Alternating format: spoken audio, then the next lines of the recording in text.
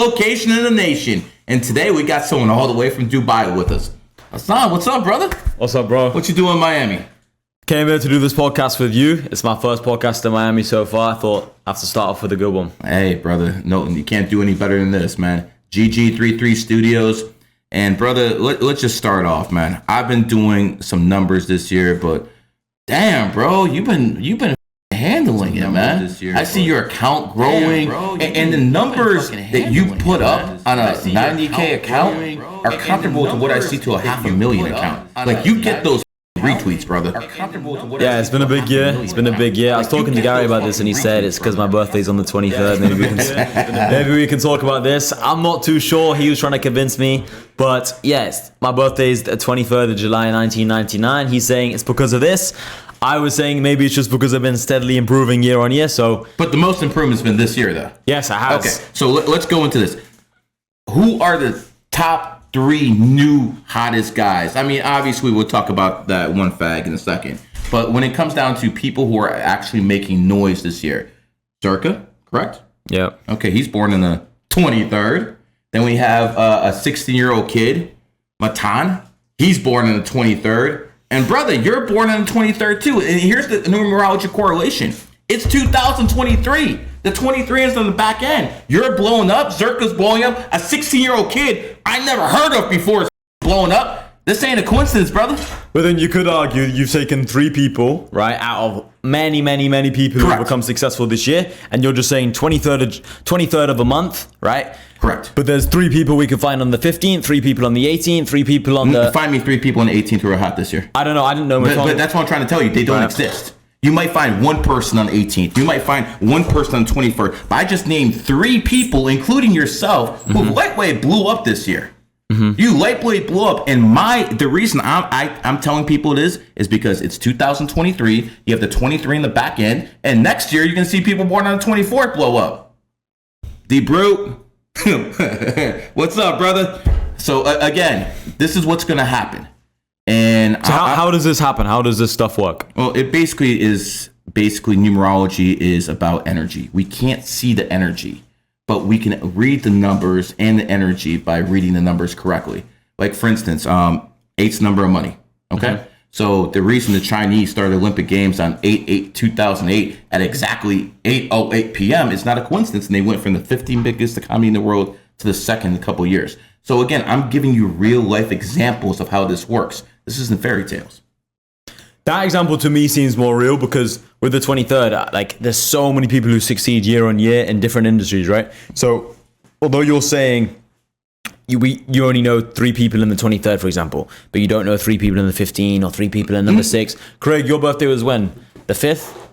So I'm sure he hasn't blown up this year. Okay, but he's made considerable... no offense, brother, but he hasn't blown up this year. What I'm telling you, he's made considerable progress. No doubt. But he hasn't had progress that he's in the spotlight. Brother, I didn't know who the you were 6 months ago. You're in the spotlight. I didn't know who Zerka was. He was supposedly a big Twitch streamer. I didn't know who the he was. Mm-hmm. But the point is, you grabbed into it. It's basically your moment to shine, and you made it. You basically went hard when you're supposed to, and that's why you have success. But when's your birthday? On the 7th. Didn't you massively blow up this? I didn't know who you was. 100%. So why did I blow up? I'm happy you asked that. I'm not sure. So 2000 is January 1st, 2000 is the year of the cat.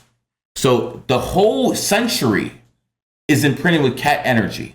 I started my group GG33 in 2011, a cat year.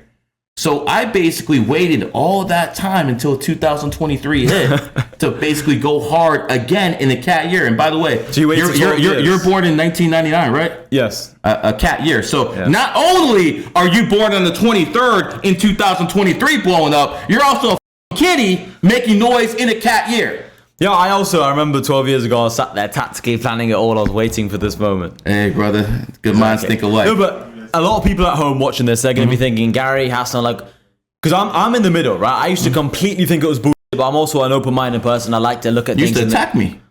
You used to attack me too on Twitter, yeah. We used to have a back and forth a bit. You see, that's the difference between women and men. Women and men are completely different because men can argue with each other and be cool afterwards. A woman hates you? Oh, brother, it's over. There ain't no peace. They don't even have peace in their vocab. So, what I'm trying to say is, I forgot what I was trying to say, but Gary, I think, initially used to attack my cars for being rented, I think, ages ago. Yeah, I did the same thing to Tate. Yeah. But he actually did rent his cars in like 217. Mine are in cash. All right, brother. All right. Listen. It's because it's a cat. Let me ask you this. Yeah. How many people actually at 24 years old have the type of money you have? No, that's a good point. So when I see stuff like that and I see a big account, I'm thinking, whoa, this guy's renting cars to fucking have the props. Yeah. And by the way, I still believe most people do that. I still believe most people go to Dubai, take fucking pictures by the big buildings, fucking they put on their nicest suit, they go on, take a picture with the Lamborghini or whatever, because they're frauds. Now, obviously there's some people who are real. Hey, brother, I didn't know who the fuck you were. It's a cat, yeah. Man, I didn't know you were a cat. Exactly. There's a lot of people at home, though, who would have sat there thinking, though, Gary, like, what the fuck are you on about when you say cat, yeah? Like I said, I was one of those people who used to think the same thing. I'm not completely on this side, but I'm in the middle, sat there thinking there must be some truth to it. Because when you make those real life examples with the whole, like, the 11/11 stuff you were telling me earlier at dinner, the 808, blah, blah, blah, all that kind of stuff, you're sat there thinking there must be some truth to it if all these powerful elite people use these things. But then I'm sat there thinking, what the fuck is cat? What the fuck is tiger? What the fuck is dragon? All these different animals. I get you. So what does that mean? There's basically 12 signs. Right. And once every 12 years, the sign changes. So for instance, people do very well in their own sign. Michael Jordan, born 1963, the year of the cat, signed a deal with Nike, founded 1975, the year of the cat, became a billionaire in the process. So if Michael Jordan? Yeah, Michael Jordan. Which year was this? He was 1963, he's born. Right. And Nike was transformed into the company Nike in 1975. So we have one cat year and another cat year. They go every 12 years. So again, cat year 63, cat year 1975, cat year 1987, cat year 1999, cat year 2011. Wow. And here we are again in 2003, and look who's in the spotlight. You got to take advantage, brother. You got to go hard for the next 5 months. Who set these animal years? Who? I'm not God. I couldn't tell you that, bro. I just, But is it a person or is it like some energy just come down from the sky? I would assume that there is some kind of sacred knowledge that was, given to the elitists, and somehow it leaked out. I mean, no one taught me this stuff. I basically reverse engineered everything. Right. It was basically like, for instance, one of my best examples is people born on the 28th are wealth. I always tell people Elon Musk is born on the 28th. But that's one example. Like you say, one fucking person, that doesn't matter. But if I point out that every single day in the month is 3.3%, because there's 30 days in the month, you break it down percentage, it's 3.3%.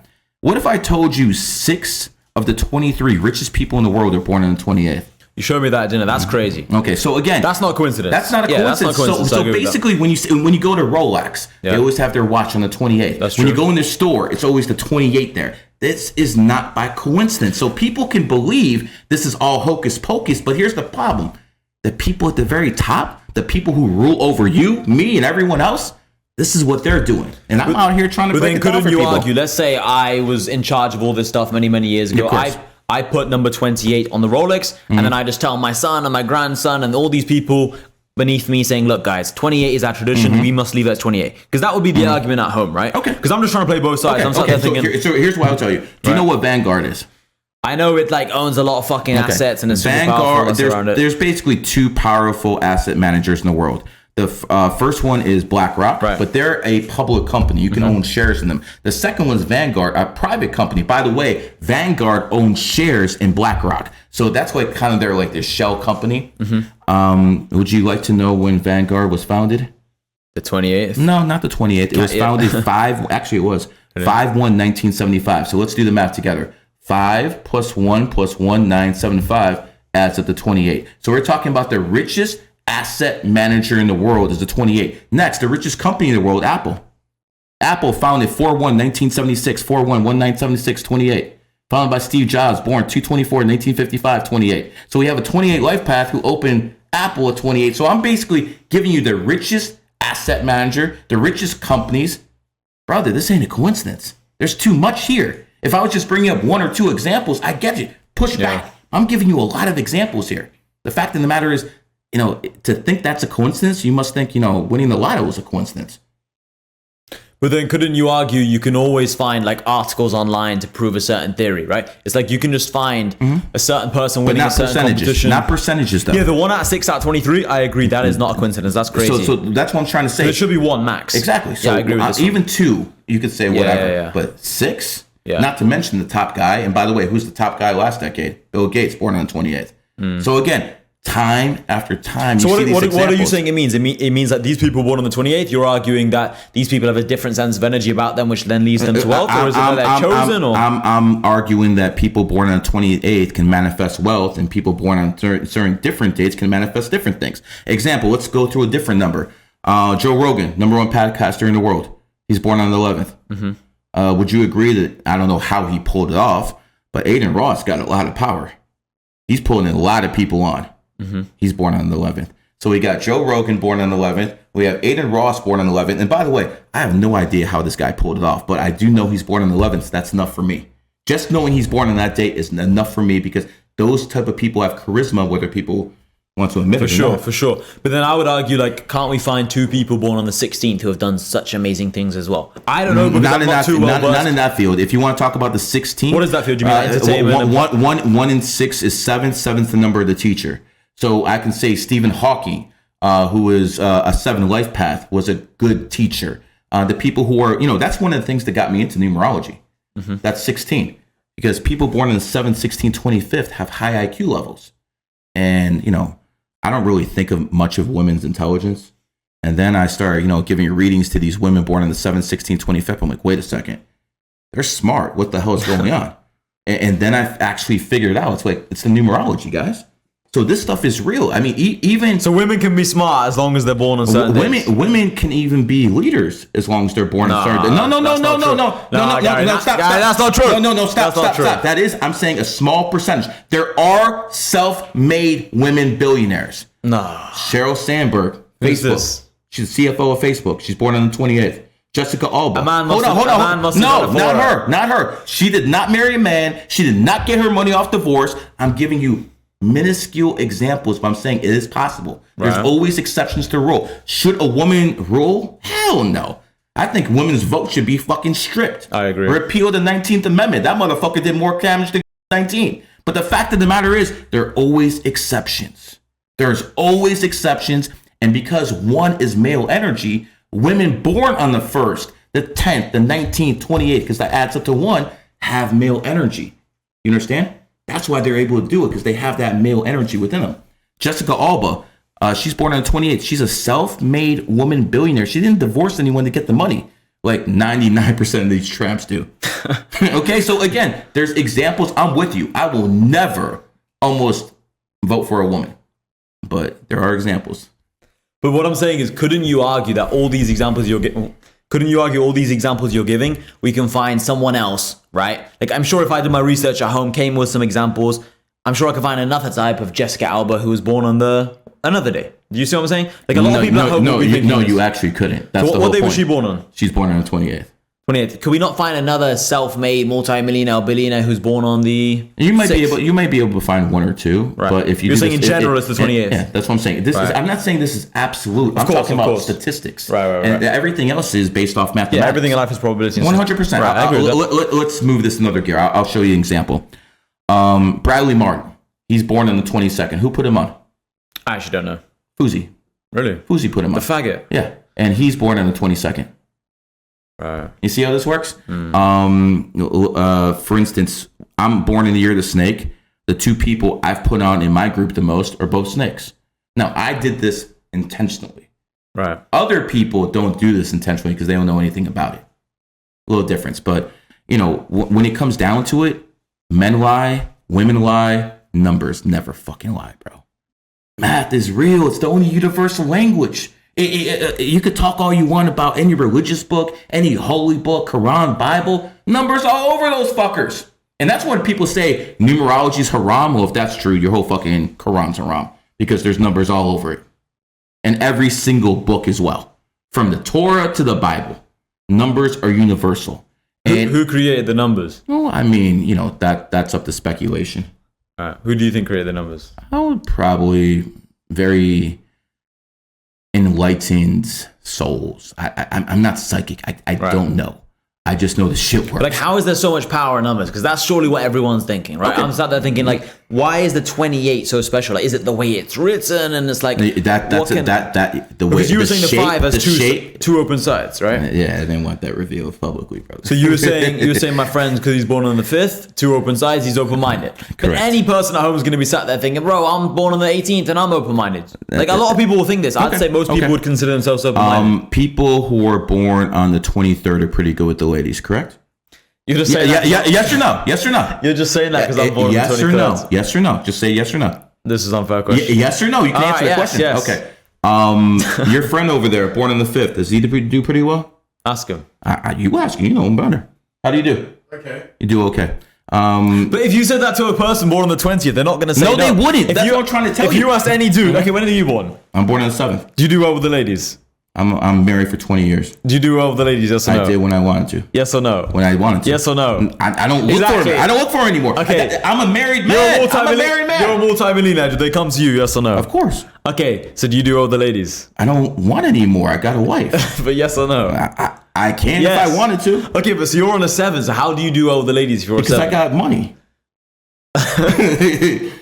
So you're saying naturally only 23s and 5s do what? What is it? Because it adds to 5? No, because people born on the work? 5th, 14th, and 23rd happen to be attractive. Go on your everyone listening right now, go on your Facebook pages and look up everyone born on the 5th, 14th, 23rd, and you're going to see a whole bunch of attractive people. As a matter of fact, 30% of the top 100 models of all time were born on the 5th, 14th, 23rd. I did the math. What percentage? Again, 30% of the top. Right. 100. So again, this is way beyond. Yeah, that's way beyond statistics. So again, it should be 10%, right? No, it should be even less. But the whole point is this: once you start looking statistically at what I say, it will be proven. It's very difficult for someone to say, "Oh, yo, what the hell is this guy talking about? It's a bunch of gibberish." But if you actually do the work, you'll see it. But it's like, for example, I remember when I was younger and I was applying to universities, my mum would tell me, "Hassan, look at this university; it won best in the country for this." And then and I find another article saying this university was the best in the country. Right. 1 + 1 is always going to equal 2. So I agree with this. What I'm saying, Gary, is I'm saying like my mum would always find an article to support her message on this thing, and then another article to support her message on this thing. So what I'm saying is you can always find words. Now I get what you're saying about numbers is different, but what I'm saying is you can always just find some random name and say this person's good looking, this person's good with the ladies, this person's. That's why people have to do the research and see it with their own eyes. You're encouraging everyone to do the research. 100%. Right, don't believe a goddamn thing I say. I could be fucking totally bullshitting. Because the 6 out of 23 thing is a strong point. What you have to do is you have to go out there and do the research yourself. And then let me just go through it real quick. 1 is male energy. So even women born on the 1st can have some masculine traits. 2 is feminine energy. So even guys born on the 2nd might be a little bit more feminine. 3 is the number of the basically comedian. A lot of people who are extremely funny are born on the 3rd, 12th, 21st, or 30th. 4 is the number. Add up to 3. Like 2 pretty much. Right. Okay. 4 is the number of law and order. Something you can do no matter what part of the world you're in. Is start looking at the 4th, 13th, 31st, how many cops are on the road pulling people over. 5 is the number of the model. So again, those dime pieces you're looking at Instagram most likely have some 5 energy. 6, people are always talking about they want a woman who wants a family. Well, if that's what you want in life, find a woman born on the 6th, 15th, 24th. They're all about that life. They want a whole bunch of kids. They want to be housewives. Don't say those women don't exist because they do. 7's the number of the genius. So people born on the 7th, 16th, 25th, guess what? They're going to get paid. I'm not paid, excuse me. They're going to be extremely highly intelligent. 8 is the number of money. Again, Sneeko, born on the 8th, was fucking broke as hell. Now he's got his bag. Patrick Bet-David, another example. He's an 8 life path. What was he, like fucking Iranian immigrant or something like that? He had no fucking money. Now he's worth 300 mil. Because if you look at even at the shape of the 8, like this, 2 circles. It's like infinity. When you turn it this way. But if you look at this shape, it's big on the top, big on the bottom, very thin in the middle. So people who have that number either have their bag or they're broke as fuck. No middle class. That's why it's thin. 9 is the number of completion. I really don't talk about that number too much. You gotta keep some secrets, you know? Gotta keep a little bit. I know people on the 9 don't think that's fair, but cry me a fucking river. Is there only 1 to 9? Because obviously 11, 22, and 33 are considered master numbers. I got the 33 tattooed on me right here. People think I'm a Freemason, but I'm not. Damn it. See, when it comes down to it, no one can see that. When it comes down to it, 11 is the number of charisma. Again, Joe Rogan, the fringe guy, Alex Jones, that everyone knows, born on the 11th, Aiden Ross. The 22 is called the master builder. So people born on the 22nd are very good at building up other people. Again, Fuzi built up, what's his name? Bradley Martin. And 22 is also number of the bodybuilder. Bradley Martin's born on the 22nd. Even Fuzi's fucking tried that shit before. So when it comes down to it, you can see how all of these numbers match, but you got to do the work. You got to put it in. I agree with the things like 6 out of 23 richest men in the world.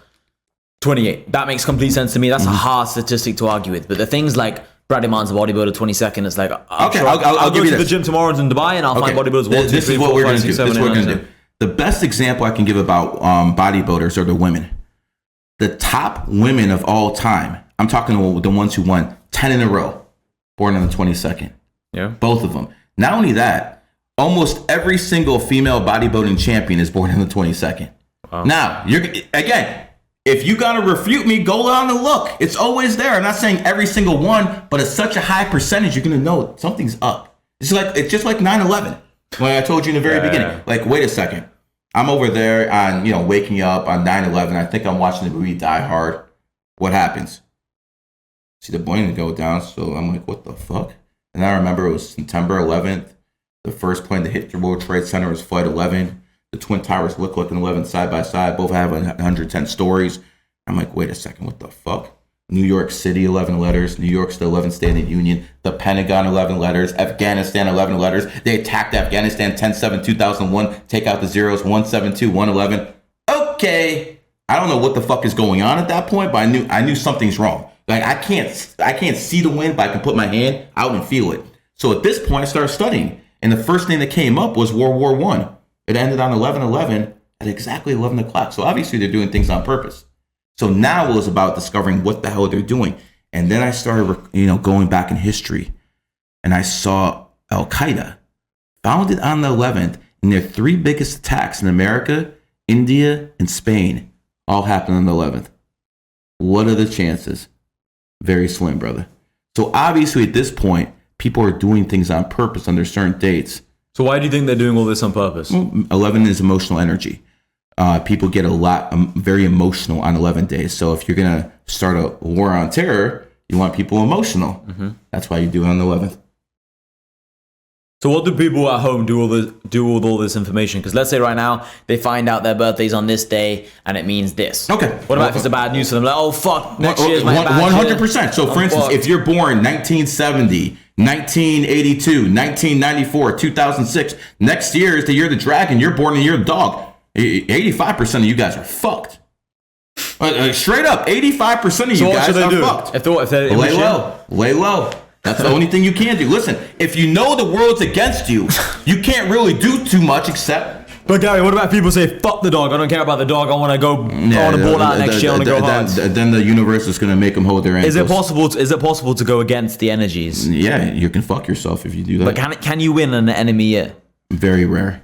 But very. I mean, yeah, it's possible for maybe 5%. We're talking about percentage games here, bro. 95 are fucked. Bro, I know so many people at home are going to be watching this thing, and this has got to be bullshit. That's what they think. You say it well. That's what they think. But I'll give you an example. Because the examples in real life, like the 9/11 thing and the 6 out of 23, I'm with you there. Like, that is... Because I can show you those examples. I can't show you this other stuff I'm talking about because it's the future. I'll give you one example. Let's go to Andrew Tate.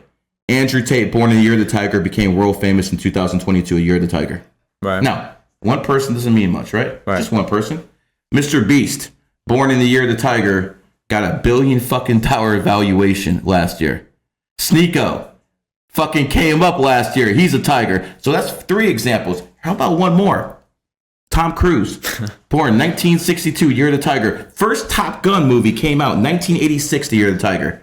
And then guess what? Last year, another Top Gun movie came out, and he was the highest paid actor in Hollywood. So that's not 1, not 2, not 3, but 4 examples. So again, if you think this is bullshit, that's fine. The elite don't, and that's why they rule over you.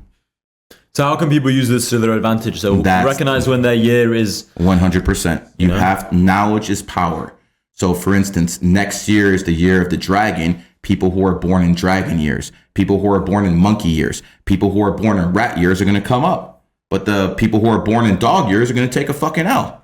That's just the way it is. When we talked about you, I said your enemy year is 217. How was your 217, my friend? Not so good. Not so good. That's because it was your enemy year. But you could also argue I was in my final year of school. Did I say any other year when you asked me? Yeah. I said 217 and 220 based off numerology.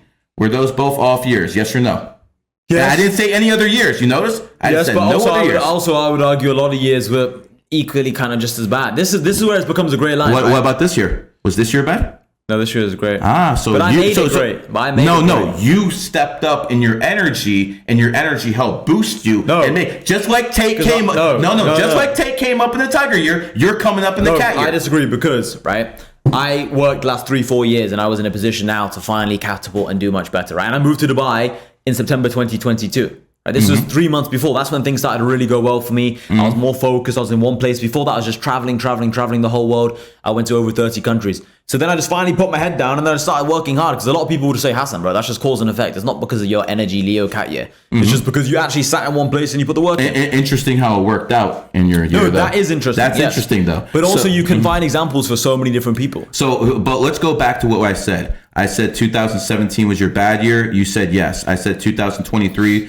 you had a good year. You said yes. So what I'm telling you, you're actually collaborating. With the 2023 and 2017, yes. Okay. But but those are the years I picked. I didn't say 218. I didn't say 215. I picked the exact years. And you agreed. So obviously I'm not guessing. Unless you think I'm Gary the guessing guy. No, those ones were accurate. But what I'm saying is if you were to go through every single person's years. And I get every single one of them. Every single one of them. And what we're going to do is you're going to be here for a while. Right. We're going to go to the fucking Miami Beach. We're going to see those weirdos there. Since everyone thinks I'm a fucking mentalist, we're going to fucking put a blindfold over me. We're going to go up to people and I'm going to ask them their birthday. And me blindfold is going to tell them everything about it. And then people can see if this is all bullshit. Here's the fact of the matter, folks. People pay me from $800 to $1,800 to give them readings. So I really don't give a fuck what poor people think. The rich people believe in this. That's it. Who are you going to go for? With the people who the poor people believe in and what the rich people believe in? Like I told you from the beginning, I was more so in the middle, right? So I like to keep an open mind with these things because you don't know. As you're born in the 2030, you should. You don't know what you don't know, right? So when I was younger, if you told me all these things, I'd say that's not true. When I was younger, if you told me a lot of things about money and how the world works, I'd also say that's not true. So I think it's smart, especially when you're listening to someone older, to listen to what they say. You can always learn something. But a lot of me thinks, you can find a lot of different examples. You can find a lot of different people who are also successful on certain days. But yeah, like you said, an exception doesn't disprove the rule. I just keep an open mind about it all. But some of the things sound crazy to me, like the Jessica Alba thing. But the 6 out of 23, the Rolex thing, that makes more sense to me. That does actually make sense. The Vanguard stuff. That makes more sense, yes, for sure. Of course. Yeah. It's interesting when people talk about money, this stuff starts making sense. Why is this guy saying Hassan supports the in that something agenda? You are the mentally ill one. I don't believe that shit. You support? Not at all. I'm completely. I don't think he'd be on this podcast if he supported that. Okay, listen, your name ain't Fuzi, is it? No, of course not, man. What the fuck? Now, if you want to talk about a guy who supports, that's who you got to talk about. The guy with the pink scarf or something like that. Fuzi. Yeah, man. I didn't even know what the fuck a Fuzi was until last week. Who is this clown? Fuzi's just the right. So Fuzi's this guy who just picks on small 19-year-olds and just slaps down. Oh, so he's an alpha in front of 19-year-old boys. In front of Bradley Martin, he's scared. What happened in front of Bradley Martin? He's just scared. Oh, you mean in that podcast where he was basically looking like a beta bitch, right? 100%. Fuzi is a bitch, 100%. Fuzi is a complete bitch. These influencers are all bitches, 100% bitches. Fuzi slapped this one guy who's like 40 kilograms body weight. He slapped Neon. Yeah, I think his name's Neon. You see Neon? Yeah, he's a little kid, man. So he's like, I think 16, 17. Oh, I saw him picking on him. Yeah, he's picking on him. He threw water on his face, I think. Well, and I wedgied him in the middle of the fucking... Neon, man. You're getting beat up in the streets, getting your shoes taken, getting smacked by people. Yeah, they're getting me wrong with, I think his name is Hassan Abi, the Hassan Piker. Okay. Well, shit. I'd be offended if someone with my name was an LGBT supporter. His Hassan is spelled with one S. Mine's with two S's. That's good, man. That's good. But what do you think about all these influencers like Fuzi acting gay for views? Because I think that's completely what it is. They're only acting gay because they know it's going to get views. That's selling your soul, in my opinion. That to me is basically a person who doesn't think they have enough talent to make it any other way, so they have to do it the degenerate way. And of course, Aiden Ross is going to promote him. Aiden Ross could promote any fucking degeneracy there is. Listen, I have been in this game for since March. That's about when I started. Yeah, that's when I started doing the podcast. Good numbers since March, right? Very good numbers. And I guess I started at the right time. The numerologist knew when to start it, right? so anyways, when I look at all these podcasters, and I've met a lot of them in the past. I think I spent like $30,000 in dinners taking all these influencers out in the past couple months. I feel that most of them are nothing but degenerates, low IQ, who have no business sense. Do you know how fucking embarrassed I'd be if I had 1 million followers and I couldn't generate $50K a month? Who do you know has 1 million followers doesn't generate 50K? You can name them? I'm not gonna name anyone, man. You really want me to go with but there's call them out. Yeah, there's quite a few people out there who have 1 million followers and they can't make money. That's it. And here's the thing. You're basically YouTube's bitch. I want to make this clear because you can't sell a product. You rely on YouTube, which means if you get out of line, you get demonetized. Yeah. So again, they're gonna keep you in line like they're a bitch, and they're gonna make more money off you. I mean, if YouTube's making $100, they might give the influencer $2, right? Yeah. Is that how it works? So basically, I have little respect for most of these influencers. They're mostly degenerate. They're mostly fucking losers. They act like they're big fat, bad alphas. I think most of these people are fucking gay. That's what I think, man.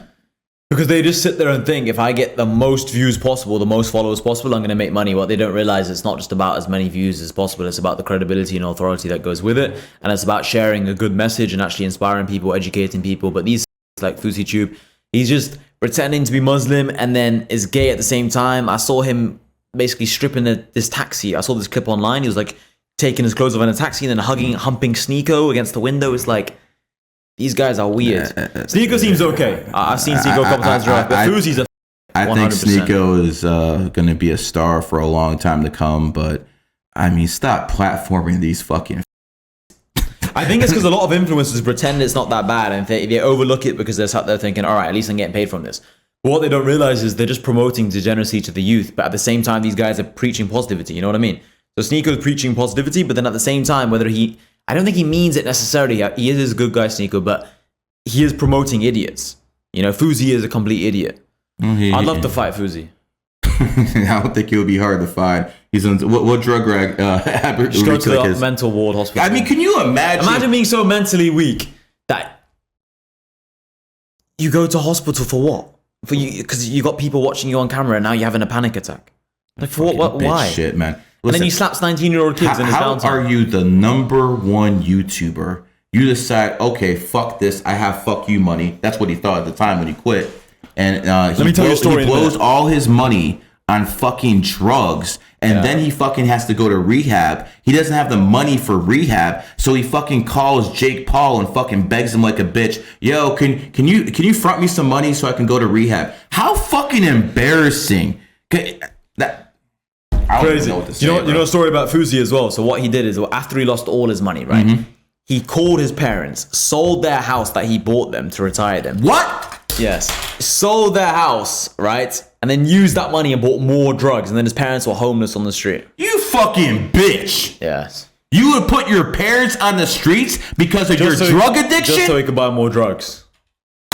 Wow. And then in his downtime, because obviously that's not thrilling enough, he slaps 19-year-olds. Oh, okay. That's big bad alpha male. This is the problem with all these TikTokers and stuff. All these TikTokers, they just bully other young degenerate idiots to get more views, and then they get a bunch of degenerate idiots watching them. It's just this whole circle of idiots. I'm going to tell you something, guys. Those degenerates you have watching you, you're not going to be able to sell a product to any of them because they're all broke. They don't understand the value. They're broke. Yeah. 100%. See, that's the problem. See, a lot of these people decide to go to the left. A lot of them decide to basically. They have no money. Those people exactly. That's brokies. So here's the thing. The elite, they're gonna finance the fucking top of the elite, the liberal paradigm, like Logan Paul, fucking like that. They're gonna fucking support them, make sure they're at the top. But the people who are under them, the people at the very bottom of the pyramid, they ain't paying. They ain't buying anything. Let's see, the conservatives, they actually spend money. And the conservatives, if they actually believe in the cause, they will spend money.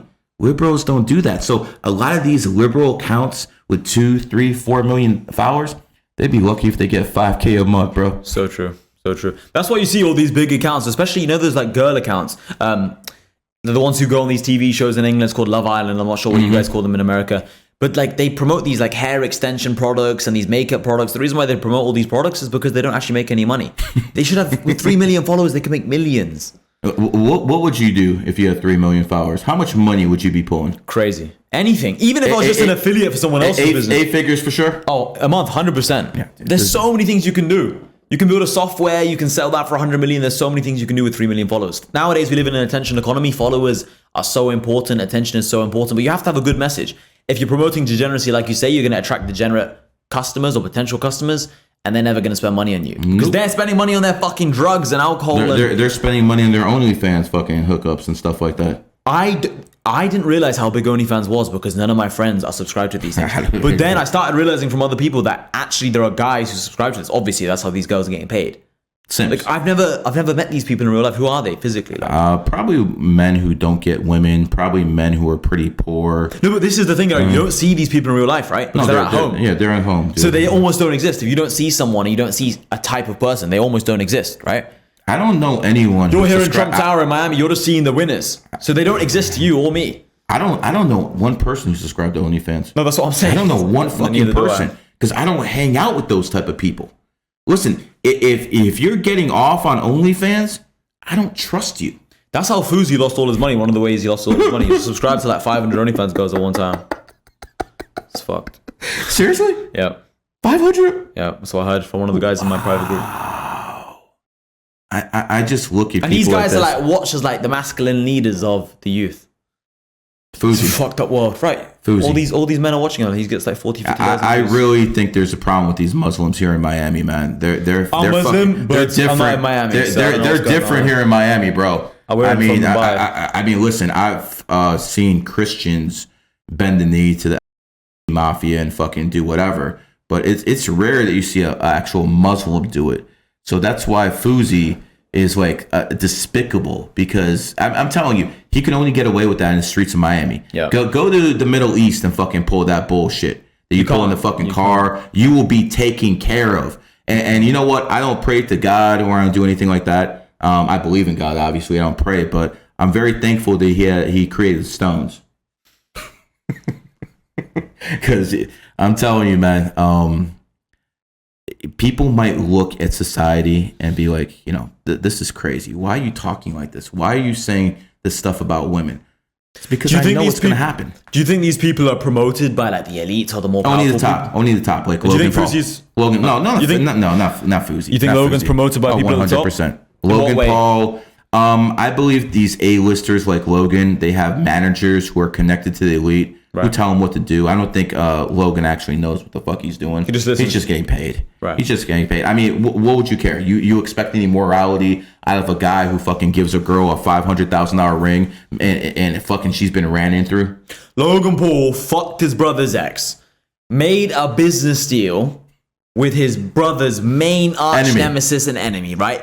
Kicked off George Janko from a podcast because George Janko believes in God, and Logan said, no. By the way, George, I got $20K for you. Anytime you want to do a podcast, I'll fly you out to Miami first class, give you a 5-star hotel. I mean, fuck Logan. That non-disclosure. I made a video that went mega viral talking about the Logan Paul situation in Dubai a couple of days ago. And the reason why it went mega viral isn't because it was some crazy edited video. Not at all. It was just because everybody hates Logan Paul and they realize he's a piece of shit scammer.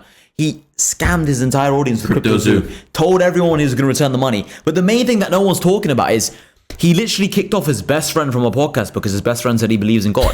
If you're a friend, you should respect people's differences. He just kicked him off the podcast. This is someone he grew up with. This is someone I don't know if he grew up with the George guy, was he? No, I think he grew up with that guy. Really? But here's the point. When you look at Logan, it's not like he didn't have the money to return.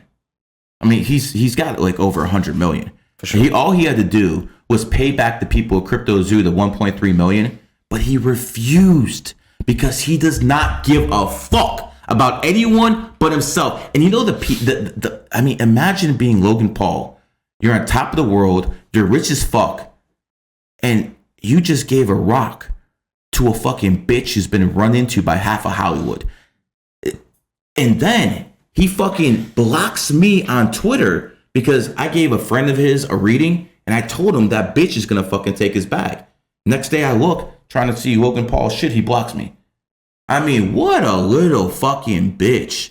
Obviously the guy told you what I said and you wanted to block me over that. He did that, I think, in July, early July. It hasn't worked out pretty well for him because he's been getting fucking hammered. Have you ever seen anyone get hammered like Logan Paul? You called it as well. I remember you said remember I said that. I was like, you're number one, bro. I'm coming for you. Listen, if I was Logan Paul, my girl did that, I might fucking do something myself. I don't know how I would face the people, how I face my fans, knowing my fucking girl has been run into. And you know what the worst part about it is? Obviously, this bitch is a hoe. She made him wait. I heard about this. Yeah. Imagine this hoe fucking makes you wait. Everyone else, 5 minutes. But she makes you wait, and you're the one who puts a ring on her. My God. You know what we should do, Hassan? We should make a pool about the day they either break up or she fucking divorces his ass and takes their money. Soon. I would say 2025. I know for sure. 2025. Because here's the thing based off astrology. This broad is Aries. Okay? Aries is the biggest gold digging sign there is in astrology. Number 2, she's born on the 26th. 2 and 6 is 8. She wants that fucking bag. She is all about that bag. Brother, she is going to take your fucking bag. And you know what the pathetic part is? He knows what we know. He knows she's a hoe. He knows that. But everyone knows. She knows she's a hoe. He doesn't care. You know why? Why? All he cares about is a good fuck. I don't know what else. What else could it be? She must be a fucking fantastic fuck. What else could it be? What else is holding a guy who fucking's worth 100 million, fucking can have almost any girl he wants? He knows this bitch is a hoe. He's being degraded. His brand is being destroyed. By the way, fuck Prime. You know, and and he's still with her. Only thing I can imagine is she must fucking got a lot of experience getting on her knees. I don't know what else to tell you. Have you heard things like it could be some Hollywood satanic ritual bullshit and they're making him do this as some humiliation act? Have you seen this? No. Adam 22, that might be an exception. I heard that Adam 22 got in a little bit of trouble with the law and maybe they forced him to do that. Like, yo, do this and we'll let you go.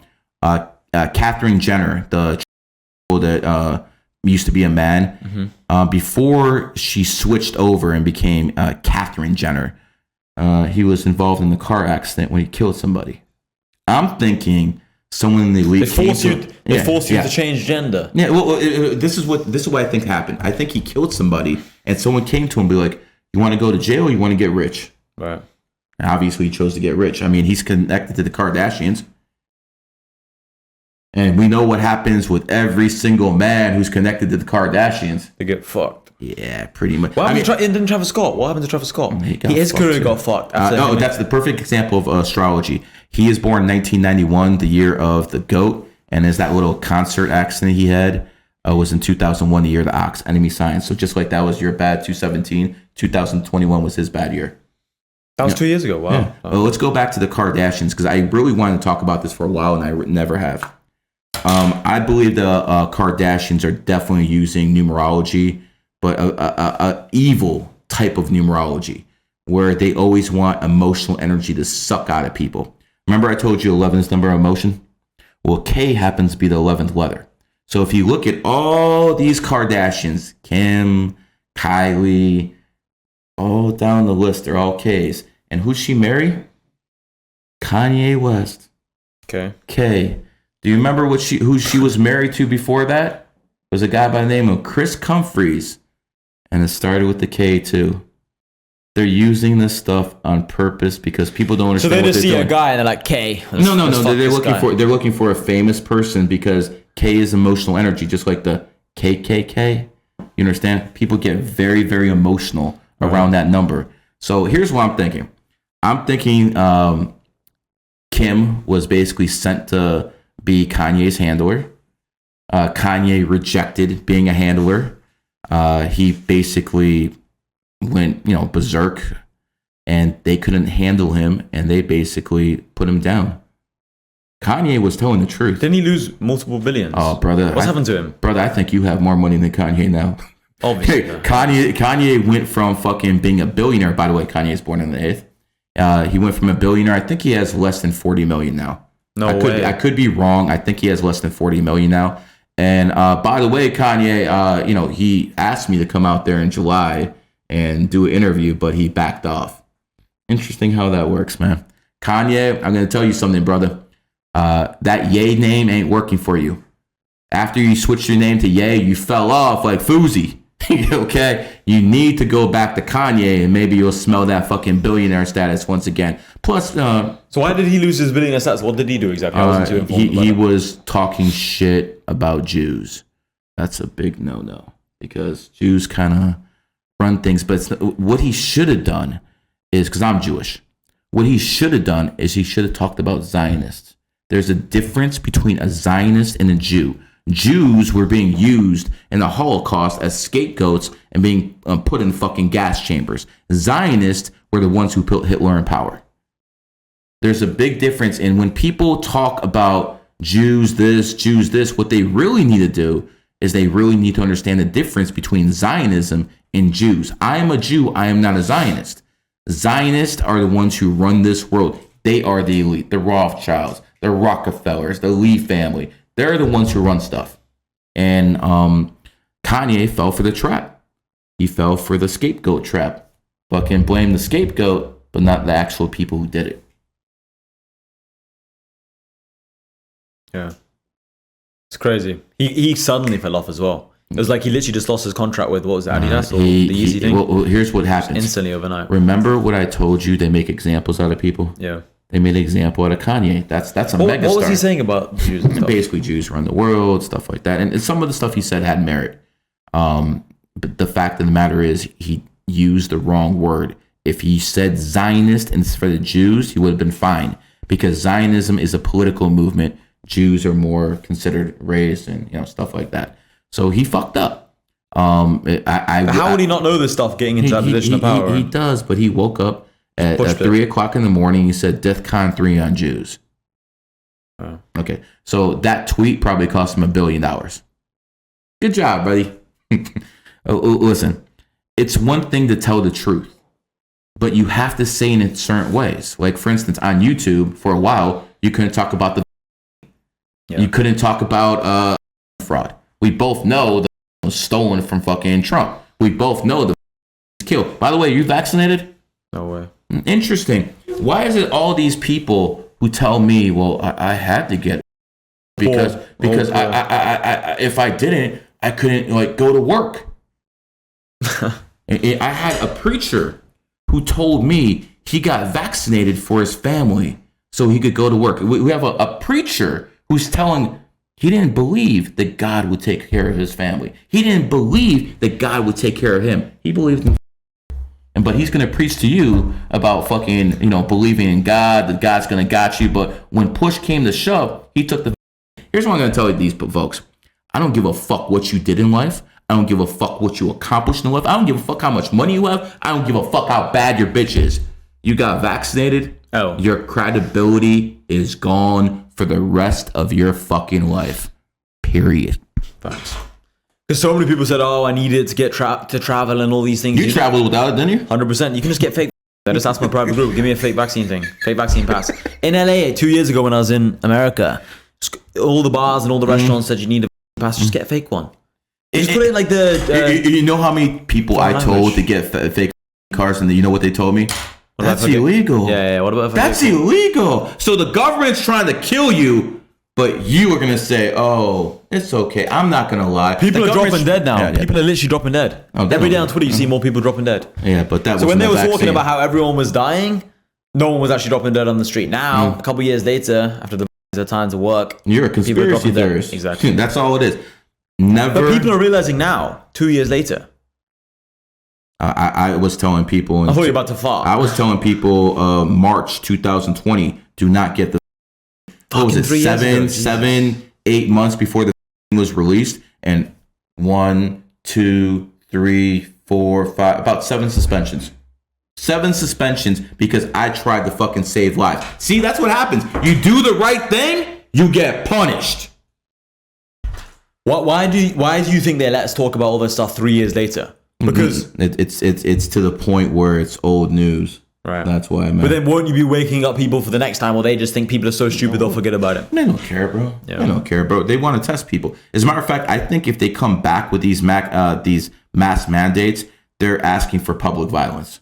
Because I'm essentially sure if they try to lock down people again, and by the way, they're not locking this place down. Yeah, Florida's not going to get locked down. Texas is not going to get down. It's not going to get locked down. But certain parts of the country, New York, California, yeah, they could lock those things down again. And they're going to see if people rise up. See, they want to see how far they can push people without getting the pushback. I think some of this stuff is just experience. They want to see how far they can go. They want to see how docile the public is.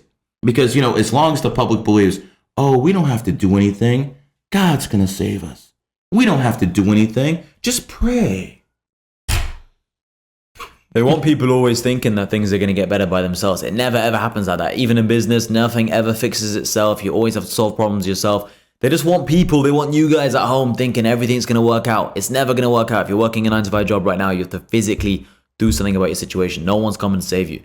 God can only help you if you help yourself, right? It's so obvious. But yeah, that's what I like about Florida and Miami. I remember last time with the whole situation, it was completely fine compared to LA and all these places. In LA, as soon as I walked in the shop, people said I needed to put a mask on. It was like after the whole thing. It's fucked. What do you think the statistics are in LA or California for people taking the like 60-70%? Well, the interesting thing about that most group in America, LGBT.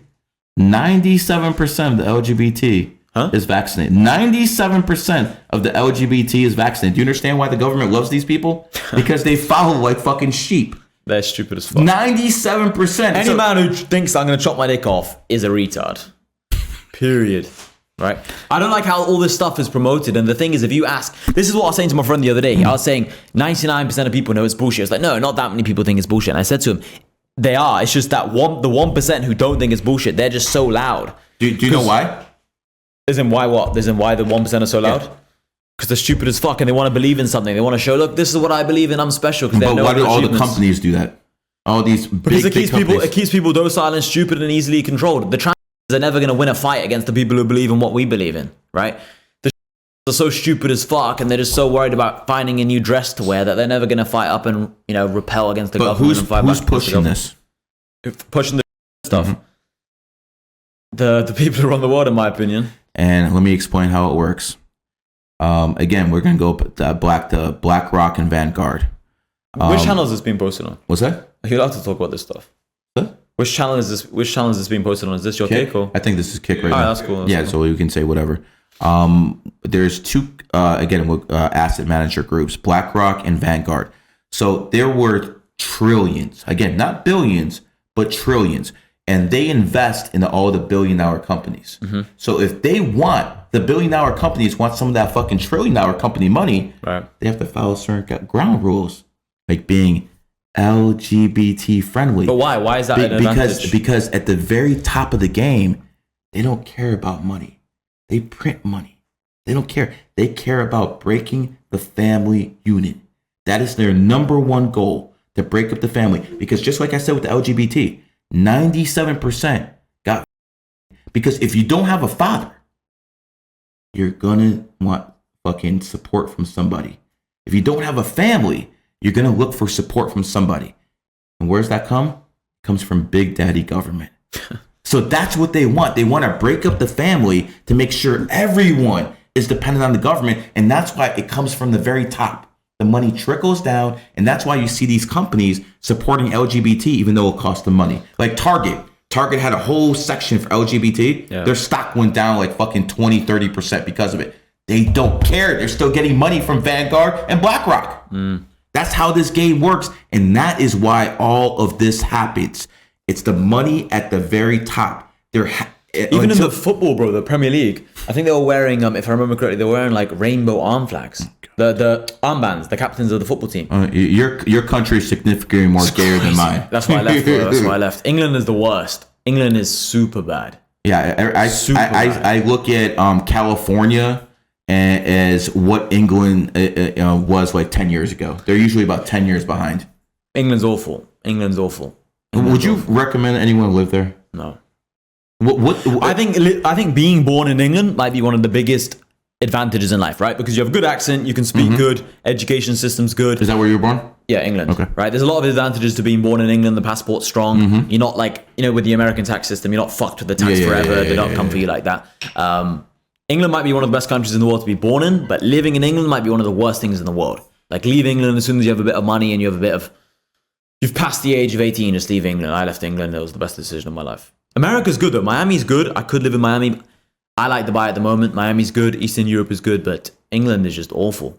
It's super bad. And the thing is, people always say England's not that bad. Just don't do this. Don't wear a watch. Don't drive a nice car. Don't do this. I get fucking arrested for my goddamn tweets in England. Yeah, you would. Flat out, I get arrested for my goddamn tweets. Fuck that country. Bunch of fucking pedophiles, man, as far as I'm concerned.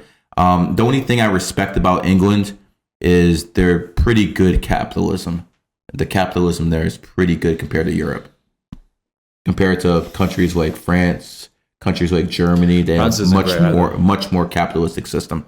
But go back to that point about and stuff. Like, why? Okay, so this is one thing I actually don't fully understand. Maybe you can tell me. So let's say the elites, right? Would you say the elites run the whole world, right? So then why do they want to destroy, let's say, the family unit in America, England, the Western world? But what about China? Why is China becoming up stronger? But China really isn't coming up because they had a one-child policy for about 50 fucking years. And now their fucking population's aging to the point they don't have enough young people to replace them. Yeah, they're so you don't buy into the whole like China is bridging the gap between power levels of America and China. They were saying that China is becoming more strong than India and all these countries. I believe that China has a lot of potential, but you could easily defeat China. They don't import enough food. They don't have their own natural resources. All you gotta do is blockade China. They fall within 6 months. That's it. China is a paper tiger right now. If nothing changes, they might be real in about 10 years. But right now, America got the aircraft carriers. So the people on top just see America as the thing to control, and it's just destroy the family unit in America, and the whole world is easy to control. That kind of thinking. I mean, listen, when it doesn't matter who's in control, they're still going to promote energy. It doesn't really matter. But then how come, because I don't know too much about this, but how come 50 years ago America was like amazing and like it was the best place in the world to live, people were saying, 1970s? 100%, because they didn't have the fucking agenda going on back then. Why not? It wasn't part of the time. They needed capitalism back then to build infrastructure society. To then lead to this point? Yes. Like step by step, you're saying? Step by step. Yeah. It's all step by step. They needed capitalism to build the infrastructure of the world. Now that they have the infrastructure, they don't really need the capitalism that much. They would much prefer a Chinese system. Social credit scores, if you say fuck you Biden, all of a sudden you can't go to the grocery store. That's what they want. Do you think that we're heading there? Or do you think the American people will stand up and say, no, the American people will be the last to fall. I remember when my daddy, when I was a young boy, my daddy told me I ran away from the communists in the Soviet Union, but when the communists come here, you're not going to have anywhere to run to. That's what he told me. Those were his fucking words in the 80s. And God knows he was right. My daddy was a 7 life path.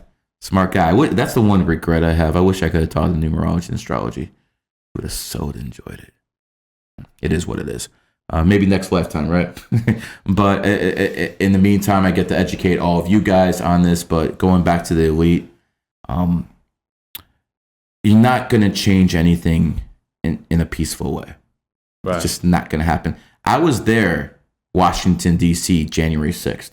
I was at the last Trump speech as president. I was VIP there. And I saw those people go into the Capitol. And one thing I noticed when they were running in the Capitol, no guns, just flags. And I started asking myself, when has there ever been a successful revolution with people carrying flags? No. And after I answered that question, I'm like, yo, let's go get some lunch. You're not getting my ass. And I've had many January 6 people who were locked up at this podcast studio. And, it's unfair what happened to them. And I'm not very happy with President Trump for actually not doing anything to help these people. These people went, they were your soldiers. Whether you ordered them to go in there or not, they obviously did it to support you. And nothing. No support from this guy whatsoever. And I think that's going to come back to bite him in the ass. Trump just did the podcast. You see it yesterday with Tucker. It got like 250 mil views. Tucker's a G, man. I offered Tucker $1 million to do a podcast with me for 24 hours. I thought that might work, man. 24-hour podcast for $1 million. How did he rise up? I just see him do these huge podcasts. I didn't even know who he was. I'll tell you thinking about Tucker. So Tucker is born in a rooster year, 1969. Is his voice successful? And no, listen. He got canceled from Fox News this year. Yeah, I saw that. And this is his enemy year. So his 2023 is year 217. Right. And he got canceled from the biggest primetime. Again, he's still making money. But then he had a bigger bounce back. No, not even close. Isn't he not more successful? Fox News, bro, that's the top of the food chain when it comes to American politics. But he's got 250 million podcasts in 24 hours. Okay, that's fine. And how many people used to watch his podcast when he was on Fox News? More than 250 mil? And he got a lot more money when he was on Fox News. He's not really making any money here. He's getting the views like these YouTube guys, but he's not making any money anymore. Right. So again, he's taking an L this year. Again, it looks good for me and you. But, you know, if someone's a billionaire and they all of a sudden lose all their money and they're only worth $100 million, they're still rich to a lot of people, but they don't got what they used to. Yeah, that makes sense. When I look at Tucker, I do appreciate. I think he might run for president in about 8 years. I'm not sure if I'm ready to make that prediction, but fuck, I'll take him over fucking Biden or Trump right now, man. How do you think the presidents are elected? Like, because obviously Joe Biden's not the most competent man in America. Like, how is this chosen? Who is Joe Biden? Where did he like? Joe Biden's actually dead. The guy who's the president right now is Joe Biden's brother. If you actually look at Joe Biden, pictures of him 10 years ago and pictures of him now, the ears all out of place. They're like, he used to have a tattoo somewhere. Now the tattoo's gone. So again, I don't even think that is Joe Biden. I think that's his brother. And the way he got elected is very simple. Barack Obama put him in office. Barack Obama was the shadow president of the United States until April, and then him and Biden had a fight, and now they're going to war against each other. I had Malik Obama sitting right here about 3 months ago, and he basically explained how Barack Obama told him he was broke, but he has like 4 mansions. Could you imagine that? Your brother asked you, yo, can you help me out? Can you give me a job? Can you do something for me? He's like, no, motherfucker, I'm broke. While he fucking buys another mansion. No loyalty.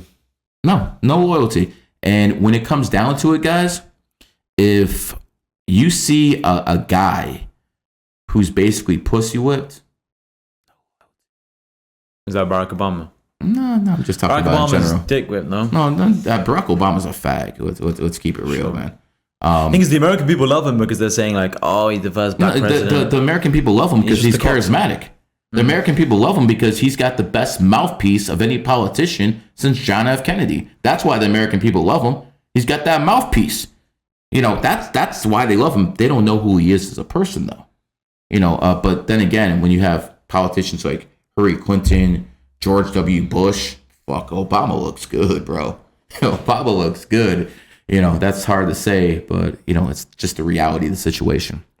Let's change gears a little bit. We trashed enough people. We'll go back to this in a second. There's a lot of people who are looking at me, and I'm a 45-year-old man, and they ask me how I made money and how I made it. It's a long story, bro. I've been alive for, 45 years. Motherfucker, you 24 years old. You got big bags at 24. How the fuck did you pull that off? Because when I was 24, I was fucking running from cops and fucking doing all sorts of stupid shit. One thing I will say, though, quickly, because a lot of people I've seen say this on Twitter, they compare themselves to a successful person, and then they say, when this person was my age, he was not doing as well as me, so that means I'm more successful than him. Like, I wouldn't say I'm necessarily more successful than you just because at 24 you were doing this. Like, if you were born in this generation, you might be very successful, you know? Because a lot of people if I was born in this generation, I would dominate every single one of you fucking influencers 100%. I'd fucking own this. I saw you own this shit. You guys are lucky I'm a little fucking older. You be fucking all kissing my ass. Because I saw you posting that Dana White thing. It's like, if you're a savage in this generation, you run over everyone. Yeah. But yeah, so I got kicked out of uni in I don't know if this has anything to do with Numerology, 2019, and like September time. And then I got into selling boilers. So then I started making money just knocking on doors. Selling boilers. Boilers and underfloor installations. Okay, so that's like what they do in the UK. They sell a lot of boilers and stuff like that. Yeah, like in Miami and in Florida, a lot of people do door-to-door solar. Yeah. The sun and stuff. So I was just selling boilers, but I wasn't really making any money. You knock door to door to sell that? Yeah, just door to door. So that's bullshit. You get paid a couple £100 a week, not much. Then I transitioned into having my own sales team, selling boilers, the same thing, but I said a bunch of people working underneath me. And then I got into just investing in crypto. So you made your bag off crypto? No. Okay. I just made some money from crypto. Okay. I made some money from my private group. I've made some money selling. What is your private group? It's called New Money. A lot of people are in it.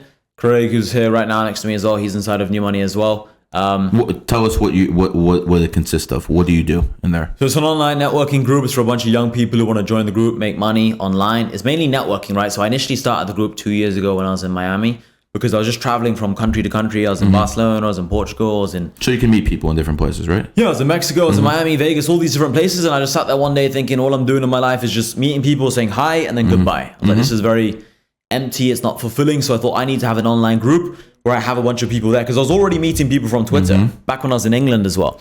And I was meeting all these different people, just driving my Volkswagen Polo, like this was 3-4 years ago. Then I was just driving people from city to city, and I was just trying to find people who were cool, not too many people who were cool. And I thought I need a bunch of people in one group, a community, let's say, that I own. So initially the group started off very small when I was in Miami, 50 people or so. And I was just basically networking with those guys. So for a while, it was just 50 people or so in Miami. And then 7, 8, 9 months later, it transitioned to something bigger. And now it's much bigger. I've done this as well. I have a few e-com stores with my friend Craig. We actually live together now on the Palm in Dubai. And a few other things as well. I manage some influencers, like back-end operations, the sales team for some big influencers, some big UK TikTok guys. That's the main stuff. When did you make your first 100K? At what age? My door-to-door sales team at 21. 21. And when did you make your first mil? 23 at the beginning when I was 23. So it only took you 2 years to go from 100 to a mil. That's pretty good, bro. Yeah. But I have big plans now. My biggest plan now with the New Money Group, I want to build hotels in Dubai. That's my big ambitious goal. I want to become big on social media, and then I want to build hotels in Dubai. And just recently I decided I want to start training MMA as well. Oh, really? Because I have so much money now, so I have all the time in the world to just train MMA. I want to get into the UFC in like 6 years. So as soon as I finish America now, I'm going to do a few podcasts. So again, you know, now that you're talking about UFC, just reminded me something else. You know who John Jones is, don't you? Yeah. So John Jones, in my opinion, is the best fucking UFC fighter of all time. Would you disagree? No, I wouldn't disagree. Okay. No. John Jones is born in 1987, the year of the cat. Won his first UFC title in 2011, the year of the cat. He gets stripped of the UFC title in 2017, the year of the rooster, and then 2023, the year of the cat. What happens? You got it back. So again, astrology don't mean anything. That's all coincidence. But again, you could just search all these people. No. What do you mean? No? I'm giving you the top people. I'm giving you the top guy in the game, and I'm breaking him down for you. Not only Elon Musk, not only what's his name, Musk. I broke down being born on the 28th. I broke down that, and I basically said how the UFC fighter born in the cat year came up in the cat year, just like you came up in the cat year. So again, this stuff works. There's NASCAR drivers who've been fucking killing it this year who are cats. Cats dominate in cat years. Next year, you're going to see dragons dominate. So when's my next cat year? Another 12 years? Correct. All right, okay. It's basically works like this. The universe makes sure no one gets too powerful. Once every 12 years, you get hit, no matter who you are. So I have to go harder the next 5 months? I would go hard as fuck if I were you. So as soon as 24 starts, I'm not going to... You're not going to have the same energy. You're not going to have the same momentum. Imagine you're going down the river and you're paddling, going real hard and going real fast because you have the fucking river going with you, going with the flow. 2024, it's not going to be the same. I'm not saying you can't succeed. I'm just saying it's not going to be given to you like it is now. You're actually in your energy. Do you have like a few years there advantages or only just 1 in 12? No, like, what about another couple animals that are cool for me? So yeah, you're 100%. So you're born in the year of the cat. Your friendly animal is a goat. 2027 is a goat year. The other friendly animal is a pig. 2031 is a pig year. So yeah, you do have friendly years, but you do best in your own year. Right. For instance, my life changed when I was your age. I'm born in the year of the snake in 2021. 2001 is when my life changed because I discovered numerology and astrology. And that's when it all started for me. Because I found it when I did. Timing is everything. Timing is everything. And if people learn how to actually apply this, you're not going to have so many divorces. You're not going to have so many accidents. You're not going to have so many bankruptcies because people will know when to do things and when not to. And it's like anything in the rest of life, bro. You got to put in the work. Yeah. Nothing comes free. Even in the Quran, it says, think. Allah told you to think. This is knowledge that people need to do. And I'm really proud of this. You know what I'm proud of? I'm not the first numerologist in the world. I'm the first one to get this shit mainstream, bro. 600 to 700 million views in about 8 months on TikTok, IG, and YouTube. That shit ain't easy. That shit is not fucking easy. And a big shout out to my crack team, David, Tabit, and everyone else out there who are putting in work. A big shout out to my affiliates.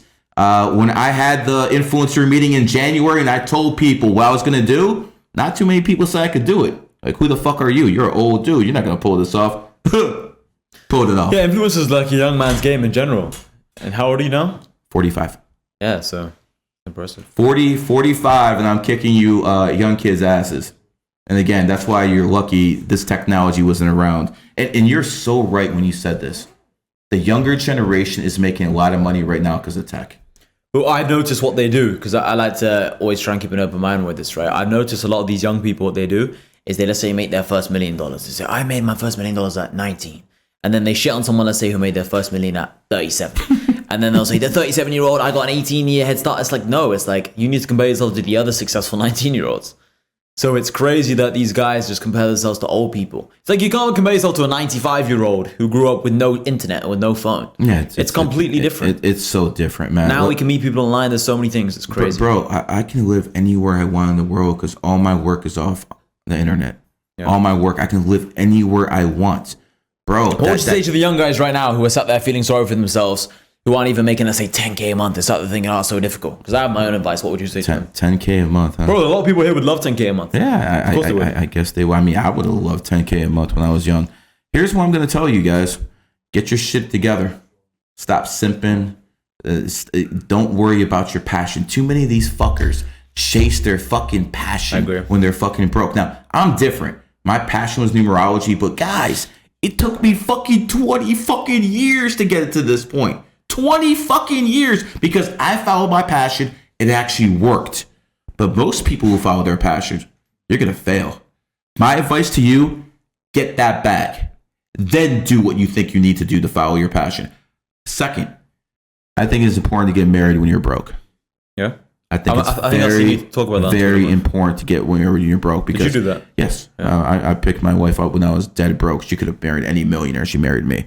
But when it comes down to you, you're going to have a problem with that because you're not married. No. Every time a girl comes up to you, you're not going to know she's after your bag. Like, you won't know 100%. You won't know 100%. You won't. No matter what you do. That's the only... I don't listen to poor people about almost anything. You know, poor people always trying to tell me, Gary, you should do your Twitter like this, or Gary, you should sell this, or Gary, you should do this. Motherfucker, you broke. I ain't going to listen to you. But there is one thing I'll listen to a broke man about. Women. If you're a broke dude and you can pull a dime piece, yeah, bro. You got some skills. You got some real skills. And then you can get that dime piece not to cheat on you. Woo! I really believe it's in people's best interest to get married when they're broke, and then you can grow and bond together. That's what I think is the most important thing. I'm not disagreeing. But I'm rich now, so we'll see. That's probably... Maybe I have to lose all my money first. No, don't do that, brother. Don't do that. But, this is where the numerology and astrology comes in. I'm gonna tell you when your soulmates are born right after we're done talking, brother. I need to avoid the enemy. Oh yeah, by the way, you'll find your enemies the most attractive. Yeah. I'll give you one example. You know who A-Rod is, right? Alex Rodriguez? No, I don't. Oh, wow. You definitely are from the UK. Alex Rodriguez. Boy or girl? No, this is a boy. Right. Alex Rodriguez is one of the best baseball players in American history. He is born in the year of the cat, and he had a relationship with J-Lo. You know who Jennifer Lopez is, right? She's born in the year of the rooster. That didn't work out too well. Enemy signs. But how many famous people, athletes and like celebrities, girls have got together and it's just fucked off, you know? Yeah, but Like, didn't but Jennifer Aniston? She's been in 25 relationships and then great example. Who else? Not Jennifer. Jennifer Aniston. Nicole She had a husband, Brad Pitt. Tom Brady and the other one, just recently. That Giselle. But I'll give you an example. Tom Brady, born 77. Kanye West, born 77. Both married 1980 women. Both got divorced. 77 and 1980 are not soulmates like some astrologers say. They got fucked. This is the whole point. Do you know how much bullshit information is there on numerology and astrology? Probably a lot. Oh my God, bro. I can't read the shit. I don't blame you guys for saying this shit is bullshit. I don't blame you. Because if I was already these fucking bitches who've been divorced 3 times, I think it's bullshit too. There are women out there. There are women out there who will fucking give matchmaking advice. They can't keep down a fucking man. They can't keep down a man, but they want to sell you matchmaking advice. And then all of these astrologers before I came around are numerologists. The reason they said they're official is because they wrote a book. They basically took someone's book, copy and pasted it, and all of a sudden they put a book out there and like, look, I'm a numerologist. Yet no one buys their book and they're fucking broke and it has 1 star on Amazon. Oh, by the way, that's what I did to one woman. Remember Allison? So this one bitch who was basically divorced 3 times selling matchmaking advice. She had a book and I fucking made sure that book was fucking trash. Fuck you, bitch. I don't know why men would trust women's judgment on these things anyway. Really? You don't trust a woman's judgment? Listen, I think it's just because these men, what happens is they find these women attractive, whoever's selling it, and they think, oh, this girl must be right. Because in general, they say it's like human psychology, who if someone's selling you something and they're better looking, you believe them more in general, right? Well, women don't like actually being with men who look better than they do. No, I'm not saying this. I'm saying the guys who are buying, let's say, readings of numerology from these women, in general, right? If you're buying something, you have more chance of trusting someone who's better looking. If you saw some homeless person, you're not going to trust what they're selling you, right? I mean, listen, there's people who aren't models who are dressed in three-piece suits, and you start trusting them. But they still look the part, I guess, right? I guess, suit, right? But it wasn't because of good looks; it's because they just look the part. But in advertising in general, they always show you, people dress well, good-looking people in general, right? What do you think is the best way to sell things in society right now? Just have a naked hoe? Say that again? Just have a naked hoe fucking start selling shit for you? No, not necessarily, no. I think nowadays, if you, in terms of building a personal brand, conviction is the big thing. For example, with you and your Twitter, you write in big capital letters, you're very convincing, you keep repeating the same points over and over again. It's like Trump persuasion, right? If you keep repeating the same points over and over again, it sounds very convincing. Art of war. Right, with me, with my group, my New Money Private Network, I have very strong voice notes. Mm-hmm. So I put people into a free Telegram channel. People listen to my voice notes, then they end up joining my group. And everyone joins. They say my voice notes are amazing. So, because in my voice notes, how do people join your group? Just by DMing like an admin. It used to be me, but just very recently I switched it over because I want to focus on big moves. Like I told you, I want to try and get into the UFC within 6-7 years. So. But it was with my voice notes, I speak very loudly, very convincingly. Right now, I just got off a plane 16, 17 hours. I'm a lot more chill than usual. I'm listening to you. I'm learning a lot. So it's different. But normally when I'm speaking, I'm very high energy, very convincing. You seem pretty high energy today, brother, compared to most people. Oh, no, this is very low. Craig normally sees how I speak. Though people who know me know this is me very quiet. But anyway, if you sound convincing, people are way, way, way more likely to trust you. Yeah, 100%. Right? If people think this, if people listen to you and that you sound more sure in yourself, then they are of their opinion. So, for example, with this numerology stuff, the reason why I entertain what you're saying and I'm listening is because you are way, way more sure of what you're saying about this topic than I am about this topic. Whereas if there's something which I feel like I know more, then I'm going to be more convinced. You know what I mean? Just basic sales. And that's why it's so easy to convince people who don't know what they're talking about, right? Because they don't believe in a certain... Why are these guys laughing so much? What's going on, guys? Gotcha. Listen. Ray, promote this in the group. New Money. Well, tell people how to sign up to your group and stuff like that.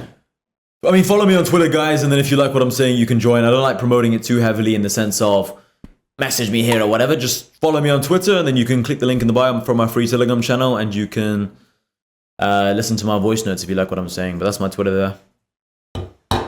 I see. And tell us about your car collection. How many cars you got? I got 6 at the moment. Bought the Lambo Huracan first, 488 Spider second. And none of them are rented, all owned, right? Cash. The thing is, yo, bro, can you do me a favor? Go on Twitter. Go on to type in my name. At the top on the search bar. Oh, just type it? So put like from colon Mr. Overpaid, right? No, like put no space in between from dot and Mr. Overpaid. And then do the at, Mr. I don't think you need the at. You don't need the at. What are we looking at here? I'll show you. And then space. Yeah. And then type in like 5 supercars. I think this will load up the video. Type in what? 5, number 5. Oh. And then space, supercars. So this should load up. Go down a bit. Go down, Right there? down. Go down, go down. Go down. It's not coming up. Maybe use, I don't know. But basically there's a video. No, just type in Mr. Overpaid. Get rid of the 5 super. Yeah, just type in Mr. Overpaid. And then type in car salesman. No. Do from colon Mr. Overpaid. Oh, okay. Let Craig type it. Craig, type it like how we normally would type it. And then put space between car and salesman. I mean, I can do it in a minute, but basically I'll show you guys. Craig, try and find it for him. Just, you know the video I'm on about the car. Do it. Because we're on live, so people are watching. But basically, there's a video where I went to the car dealership where I always buy my cars, and I said to the car salesman Jack, I was like, "Bro, show them these cars aren't rented, and like you can see the contract there and there with the number, how much I'm paying in dirhams cash." So why do you need 6 supercars? So initially, just started off because I wanted a Lambo, and I thought it was cool. Then I bought a second one, and then it kind of just went on because I thought, you know, it's good for my personal image, personal brand. How much have you spent on cars? So I got 6. Probably average one was like 200 something thousand. 250,000. So over a mil. Yeah, definitely over a mil. Maybe Are you 1.2. trying to compete with Andrew Tate and get like 30, 40 supercars? No, I don't want any more for a while. Go on the video section or the media section. Craig, you should be able to find this. You know how we normally do this. Yeah, it should be there, bro. Just keep talking. But yeah, so no, not at all. I don't want any more than 6 cars. At the moment, I've not driven my Porsche GT3 RS in like a month and a half. It's just sat there on the drive. And that's the thing. So what I do with people, what I do as well, is I show people all 6 cars at any time of the day. So one time someone says, "Oh, I think you just rent all the cars." So he said, I can't remember what he said, but hold a certain item to show it's right now in the moment. Have you ever rented cars and pretended they were yours? No. Even when you were in the very, very bottom? No, never. So because for me, anyone who knows me personally knows I hate paperwork. I love speaking. Yeah, that's one of the videos. Okay. That might not be the one, but we're getting closer now. Yeah, that one there. Yeah, click on the volume on so you can. Jack, Hear it. there's a lot of people. What's the on Twitter caption? I saying, can't remember what the Hassan, caption you rent is. Your cars, all this kind of stuff. Tell them what's up. None of them are rented, all cash paid. So you can call these people in Dubai. You can go in the dealership and I bought 6 cars. Look, here's the proof as well. Where is it? It's 824,000 dirhams if I remember McLaren. correctly. Well done. That's how you shut the haters up, brother. Right. That's how you shut these haters up. Proof. So for a while, I was just buying one every like 4 or 5 weeks. Just All of so them. listen, I hate paperwork. Alright, guys, we're just in CV automobiles right now. here in What were we Dubai saying with before? Why Jack. have I just said I hate Jack, paperwork? What was the point we were making? You said that you hate paperwork. Oh no, about renting cars. You're saying, Yes. have you ever rented? Yes. No, so for me to actually go and rent a car and to put a deposit and stuff, I hate that kind of shit. The first time we ever rented a car was also Craig. That's actually how we became friends. We were seeing each other a couple times in Dubai. He was in my private group, New Money. We were going to Cigar Lounge a couple times just talking because I met him in a couple of the London meetups. And then he actually rented the Lambo for me for like 1 day or 2 days, whatever it was now, like as a gift.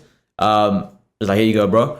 So we were driving that around, but I never said it was mine. I was always just honest with the fact. Because that's actually one of the reasons why I never had one in England. Because in England, I lost my driver's They'll probably license. steal it from you in England. No, I just lost my driver's license. I was speeding too much. And I couldn't get insured at my age and the fact that I had points on my license and all this stuff. Have you ever been in an accident? In England, yeah, once. Once. What happened is there was 3 cars. I'm the car at the back, car at the front, slow, car in the middle. Us 2 are trying to overtake. The car in the middle overtakes. I'm going to overtake. I was in a Volkswagen Polo. I go to overtake.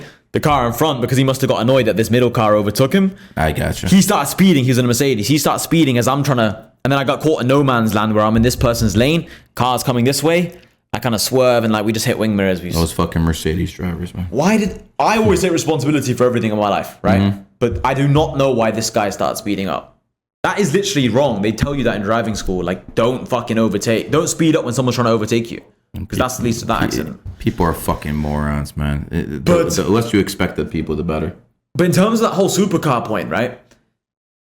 Everyone like was saying things like show a certain item in the car to prove the car's not rented. And I was like, bro, I don't have the item you're saying, but what I'll do is I'll hold a fucking peanut butter jar at 2 in the morning, and I was like, as you guys can see, is a peanut butter jar. Oh, so a lot of people have tested you about this shit. Oh yeah, like you can right now. I can call my brother. Like send me a video of all 6 next to each other, next to the cars next to each other. So a lot of people don't believe it because it's so weird for a young guy to have that many cars, and also why It is. That's what I'm saying. 'Cause you called me on it. I called you. I'm looking at your video. I'm like, wait a second, man. 'Cause I think you had like some chic outfit on in the car. Yeah, so my at a profile- gas station. Yeah. I'm looking at you. I'm like, okay, what the fuck is this, man? Who is this scam artist? I didn't know you actually had money. I mean, listen, when it comes down to it, I'm assuming 95% of these people are frauds. 95% of these people on Twitter are frauds. It's probably worse than IG. 100%. Very, very few people actually buy cars cash, and they think it's a bad investment as well. But yeah, anyway, to carry on your point, I bought a couple because I wanted them and they were cool, but then it kind of just turned into like, they're kind of good for marketing and stuff, but this is a little lesson for all of you guys on social media. You don't need more than 2 cars for marketing. After that, it just becomes like, people just expect you to have... Would you recommend that other people follow your footsteps and buy 6 cars? Or you think, No, not 6. If you had Not to do 6. it over again, would you only get 2? I would have done the same because I have a lot of money and I'm making a lot of money to this day. Now I'm meeting with you and it just leads to more connections. Of And course. also I would argue that now I'm in a position where I can take this following and become one of the biggest influencers in the next few months, years. And like I said, I'm going to become the best fighter in the world in 6-7 years time. So for me, it's like, it was a stepping stone to get to this next level. But for most people, no, you don't need to. But for me, because I have good cash flow, yes. But it's absolutely overkill. But my logic is each car depreciates, let's say 20, 30K in a year. Even It's Lamborghinis and stuff like that? I think they will, yeah. But my logic is, okay, what's 30K divided by 12 in a year? It's 2.5 a month. So let's say, hypothetically, you're basically You're basically renting. I get you. you know what I mean? After a year, if I sell them, I'm basically renting them 2.5 a month. That's $80 a day, $85 a day or something. So for me, it's worth it anyway. So How many countries you been to? probably 30 countries. What about 30? you? Probably 5. 5, really? Yeah, But America's so so much. big that it's like, you guys don't need to. I don't really like, I've seen pretty much all of America, man. I know like where I want to go and where I don't, like, Lake Tahoe. That's a place I want to go in Nevada again. Los Angeles, unless I have to fucking go talk to Ye. I'm not going to Los Angeles. Yeah, for who's shit. Kanye. When it comes down to it, what countries would you recommend? But young guys, well, Yes, young guys. The passport bros, I guess. the passport bros. I would say go to Thailand, Bali, just with your boys. It's like a fun overall experience. It's cool, especially when you haven't got much money. Just go on the motorbikes. You can literally rent a motorbike for $5. Okay, I've rented a motorbike before, yes. Gotcha! Yeah. You're a fraud! We got it! We called it! Go ahead, brother. I rented a motorbike when I was like 18, 19. That's super fun. I recommend everyone go to Thailand just because you can start to feel like a king even before you've got money. I feel like that's an important feeling. I feel like when you can get those good feelings at a young, early age before you've even got money, it just gives you a good taste of what it's like having money. So I feel like that. I like Eastern Europe. I went to Romania. That's cool. I went to Bulgaria as well. I went to Poland. I like these countries. I'd live in those countries, not to go on holiday. Those countries are good. You would live in Romania. I'd live in Romania or Poland or... Even after what they did to Tate, you live there. Yeah, I guess so. Okay. Romania is great. I've lived there for about 5-6 months of my life so far. Now that we brought it up, what do you think of Andrew Tate? I like Tate. Obviously, I don't agree with everything he's done in the sense of like, putting all your girlfriends on camera. I don't agree with this. But I agree with most of his message for sure. I agree with what he stands by. He's definitely a positive influence on the youth. But yeah, man, I think a lot of people attack him for the negatives he's done, but like, there's always going to be negatives. You've done negatives, right? You said some things, what you did at a younger age earlier. Yeah, I don't really regret too much about them. Like, I hit a cop when I was young. I mean, listen, I could go in front of people and be like, yo, I regret it. Really, I don't. He deserved it. Let me just say something quickly. This guy says, bro, he sells courses, he's a scam. So I'm guessing he's on about me, because although you sell a course, I'm guessing they're talking about me, because they would have said GG, right? So I have 1,300 people in my private community. One of them is sat next to me right now. We're actually business partners. He joined over a year ago. And out of the 1,300 people, 99.9% of them said it's amazing. We've had like 2 people who said it's not good. And both those people are now, the 2 people who said it's not good, they're living together with each other. They're business partners. And they're both collectively saying it's not good. And now they're best friends and they met from New Money.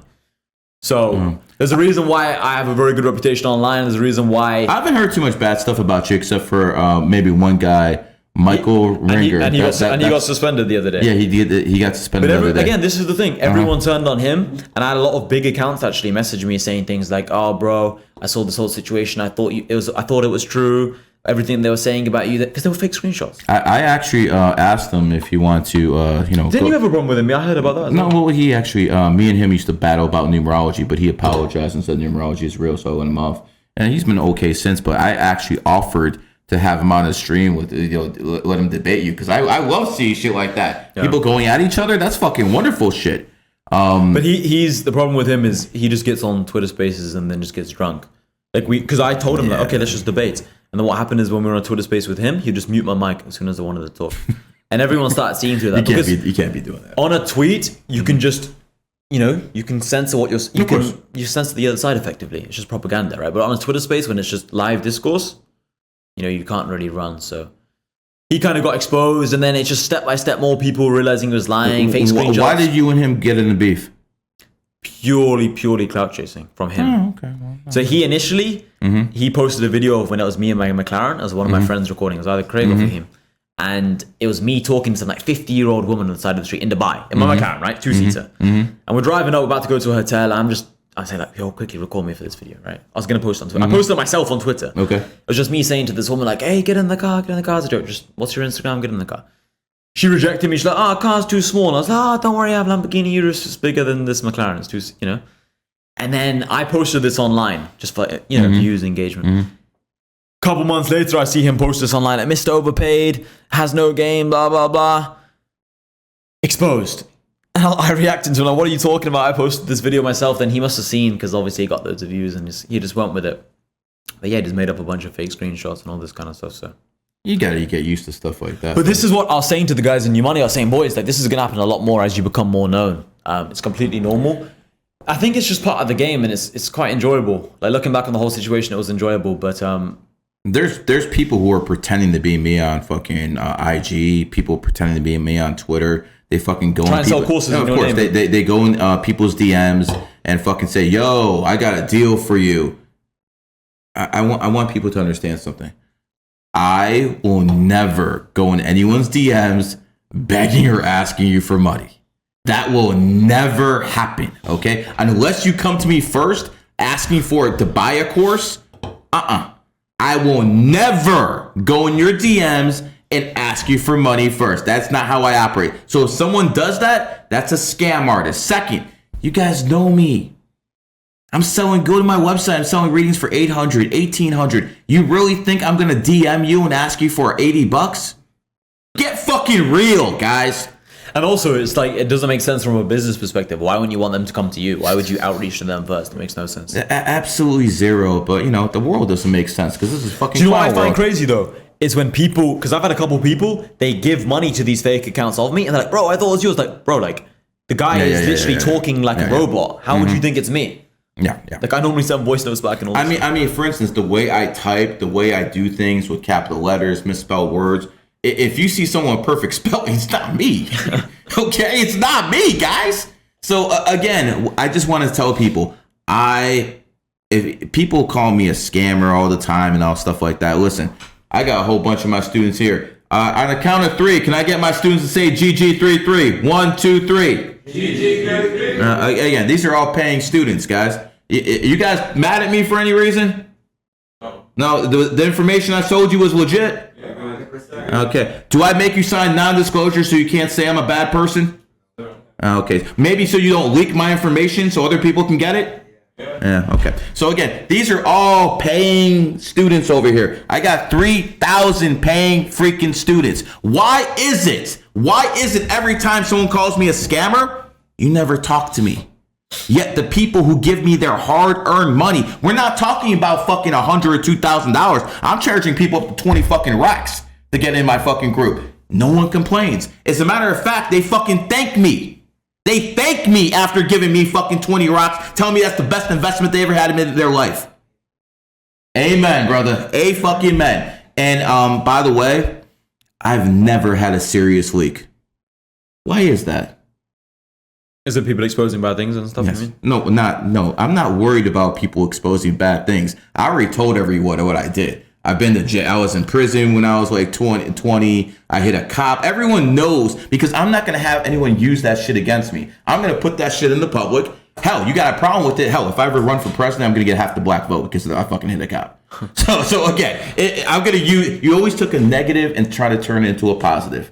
That's one of the things I've seen in life. The people who are the best of the best at anything they do, they always find a way to turn a negative into a positive. every single time. And, you know, there's a lot of people out there who are cocky. Hell, I'm cocky. You got a little flavor to you too. Everyone's cocky. But let me tell you something. When you're driving a car, we're all the same. When you're stuck in fucking traffic, they don't care how many millions you got. You're stuck in traffic. The guy who's making 10,000 is stuck in traffic just like the guy making 10 million. You're all fucking equal there. And whenever I need to be humbled, I start remembering this fucking traffic here in Miami. I ain't nobody special. You roll a scooter, right? Yeah, that's why I roll a scooter, brother. 85 miles an hour. Hey, wasn't my fucking scooter badass though? That's quick, yes. Yeah, I got the Lamborghini of scooters. In all honesty, man, you can't get around here with traffic. I mean, hell, dude, you thought you were gonna get to my house in 30 minutes? Took you an hour and a half. Oh yeah. So the traffic here in Miami is fucking horrible. As a matter of fact, you know, I'm no communist, but we might need a social credit score here in Miami. Because if you're a fucking Democrat or a liberal, get the fuck out of this state, you piece of shit. You're just taking up space. Go to fucking California, go get your fucking surgery, and go fucking suck someone else's dick, and get the fuck out of my state, bitch. Boozy.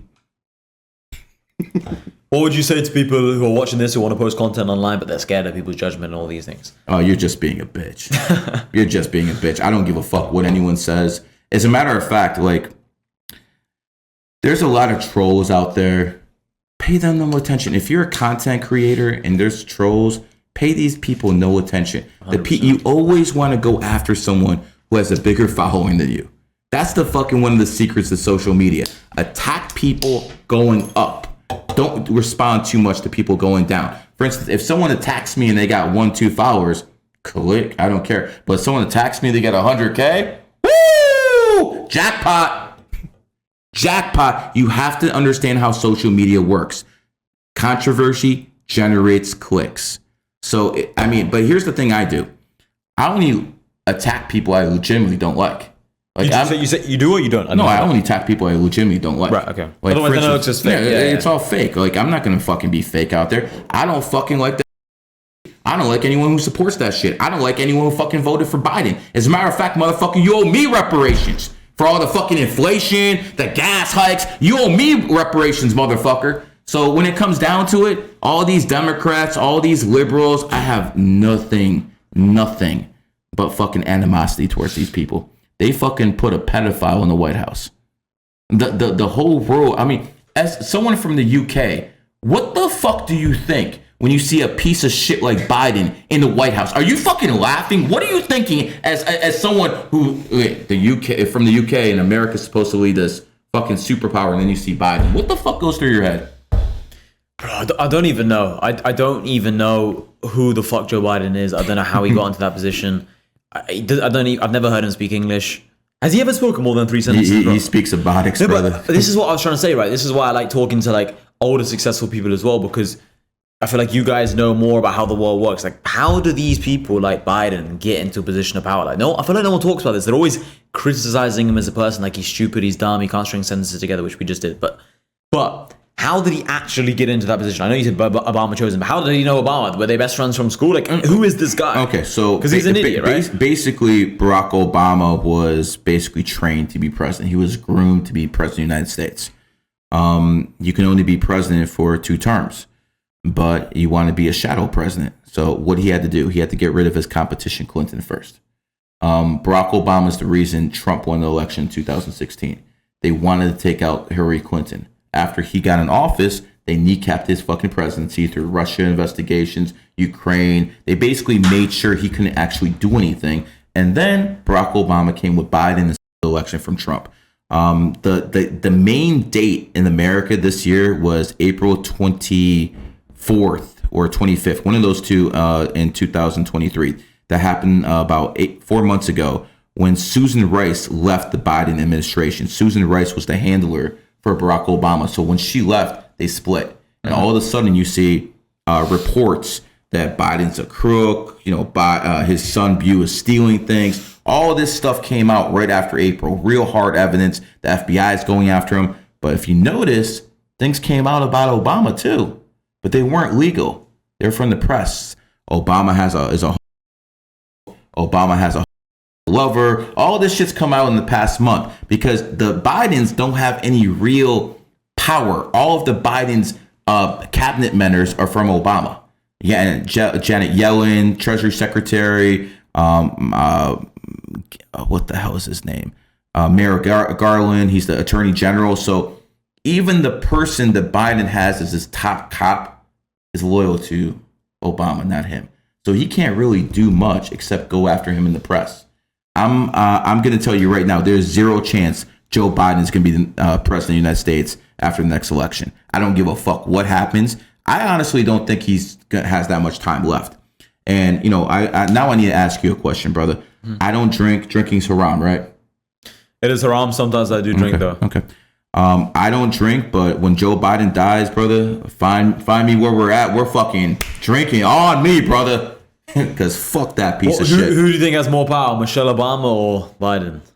Well, obviously Michelle Obama, and she's connected to the man. She is a man, though.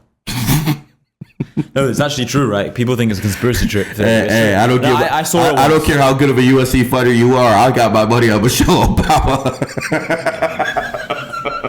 You ever see the V taper on that bitch? She's huge. Yeah, my God, man. I'm not scared of women, but I mean, no, she's not a woman. She's not a woman, so I guess she's not a woman. Yeah, I don't think I'd fucking get in a fight with her, bro. I mean, fuck, dude. That's like going in a fight with Hulk Hogan in his prime. No, she's bigger than Obama, way big. Yeah, dude, like Obama, I'll fucking take 3 of those clowns. You know, how about this? How many Barack Obama's asses could you beat? Like 4, 5, 6? Michelle? Shit, dude. Michelle might as well be his bodyguard. But why do you think all this bullshit is there? Like, is it just to fuck with manipulate? minds? To fuck with the youth, because the youth grows up and then they see a man in charge. Yeah, and here's what it is. You got to corrupt the youth because what the youth believe will be mainstream in about 20 years. I remember 2003 when gay marriage became illegal in Massachusetts. 2003, though. 2003 it became illegal in one state. I thought that shit was only illegal. Like No. 2003 it became illegal in Massachusetts. Gay marriage. Yeah, well, the first state was Massachusetts, and at that time the conservatives were saying, "Listen, we don't have a problem with this, but we know if you actually legalize gay marriage, it's going to start going to schools. They're going to start educating people." And they warned people what would happen. And what did the gay people do back then? Oh, no, we're not going to do that. Then we have no intention. And that's exactly what the fuck they're doing. They always want to push the envelope. That's why you got to fucking push back against these people right away. You can't let that Trojan horse come in. Because once they get like... Give an inch to take a mile. 100%. Listen, I don't have TVs in my house. I fucking hate. I do not have TVs in my house because I'm not letting that fucking propaganda get to my kids. My kids watch cartoons from the 80s, 90s. They don't watch any cartoons from today. There's not going to be any like in Disney, whenever they do those movies, they have subliminal messages, sex, or they have a fucking dick or some shit like that. My kids are not watching that crap. I remember they came out with a new Marvel movie, and I used to take my kid to all the Marvel movies, you know. But this one, they had 2 guys kissing. I'm like, sorry, we can't go to this one. And I had to explain to them that it's just got bad stuff in it. I don't want to have those conversations with my 10-year-old child. But these fucking are fucking forcing me to. Did you see the whole Zendaya and those 2 dudes kissing her, and then her boyfriend, the Spider-Man guy? What's his name? Great, what's his name? The Spider-Man dude. Tom Holland was getting bummed by some black dude on the scene of the movie, and then his actual girlfriend in real life, Zendaya, was being kissed by these 2 guys, and he had to watch it on the scene or some shit. Like, literally, like, cuck shit, and it's just weird satanic shit. Have you seen that? That's disgusting. I made a video about it on Twitter. So he's actually on the scene getting bummed by some black dude, and this is like Spider-Man, so all the youth is watching Spider-Man being They're thinking it's normal. They're thinking it's normal now. No, but a lot of people at home, because a lot of people at home think, no, there's no way people think it's normal, they just think it's weird. But no, if you're 9 years old and you're seeing this, or 8 years old, or whatever age, you actually start thinking this stuff is normal. Like, they do normalize all this stuff. Even all this stuff, because they keep showing it in people's faces. Eventually they just start thinking this is normal, it's not too bad. And this is what people say. They always say it's not that big of a deal. For me, I fucking hate all this stuff. I hate trans, right? It's literally awful. I have a little bit different of a view. I think all the men should be fucking taken care of, but the women, I don't. What do you mean take care of? Isn't eradicated? You know what I mean. Right. You know, that's what stones are for. But here's the thing. I also understand that if a gay man isn't doing anything wrong, if he's just not fucking with any kids, Yeah, that is fine. I really don't have a problem with that. I agree with that. Because I talked to gay people before, and they're telling me I won't be friends with one. No, I won't either. But the fact is, they say that they don't like that.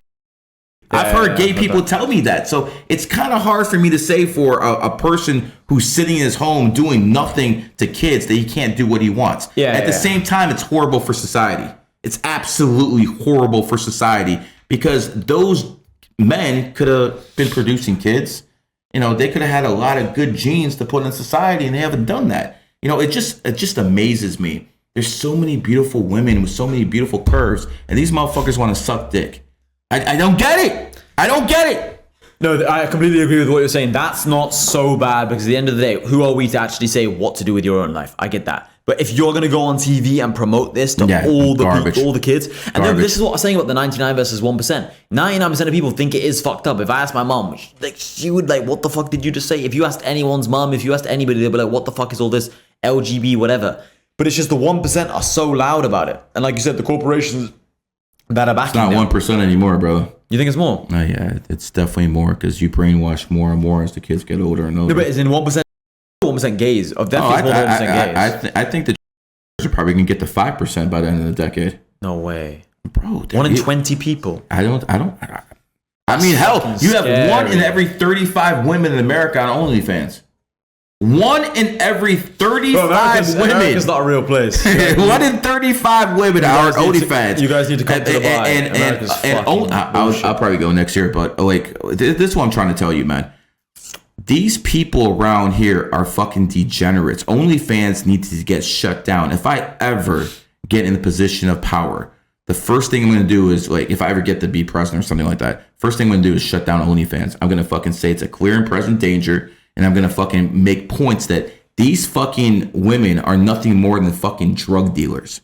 They're straight up drug dealers, and their fucking drug is lust and sex, and they're fucking selling this shit to simps.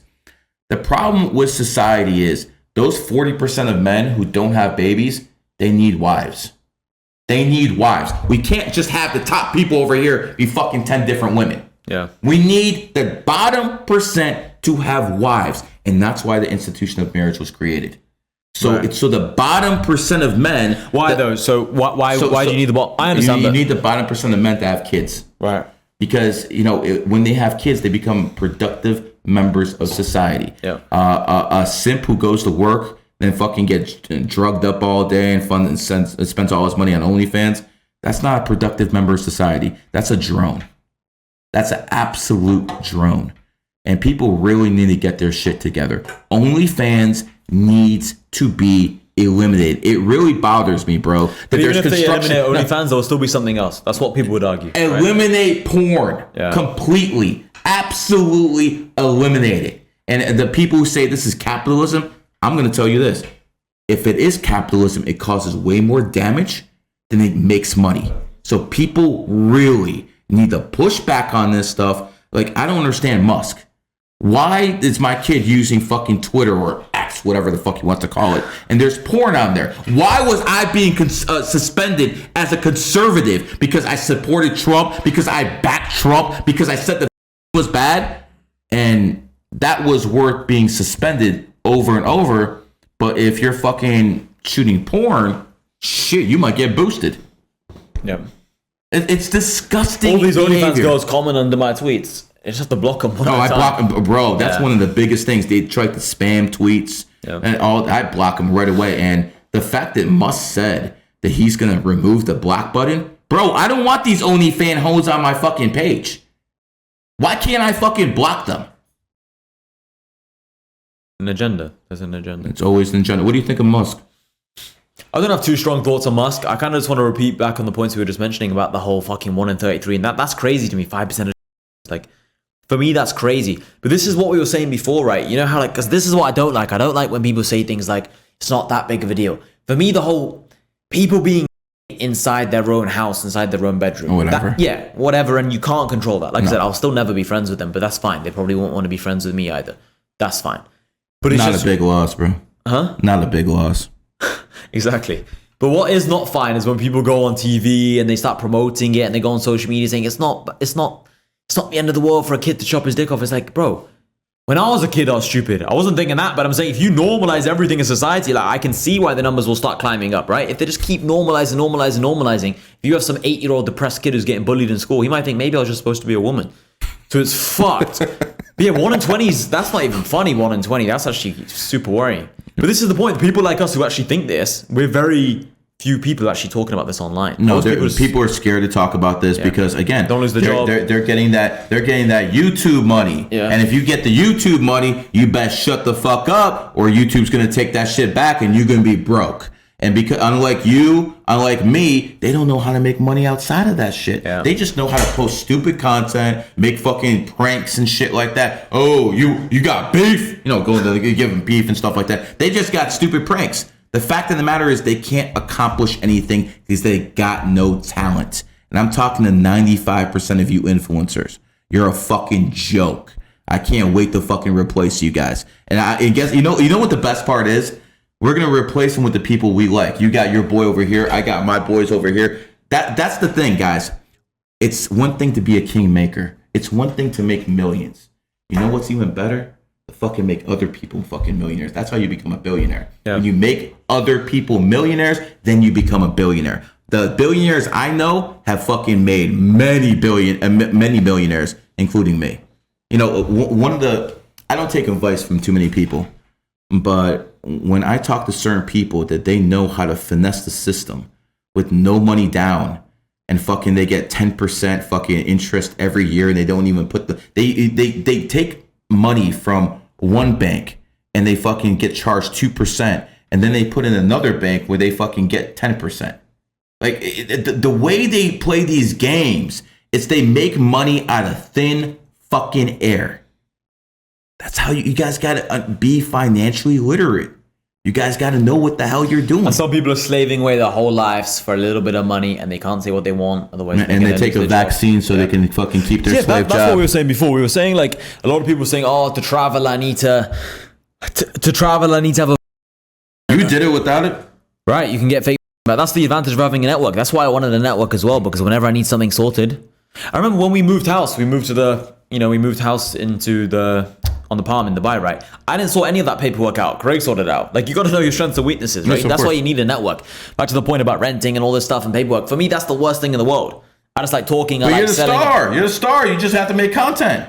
Well, now, yeah. But I mean, in general, I've always just been the more... But your role changed. Once you have more money in that bank account, all of a sudden, you have to be up here and you have to have other people below you doing things. Right. That's just the way it works, man. Yeah.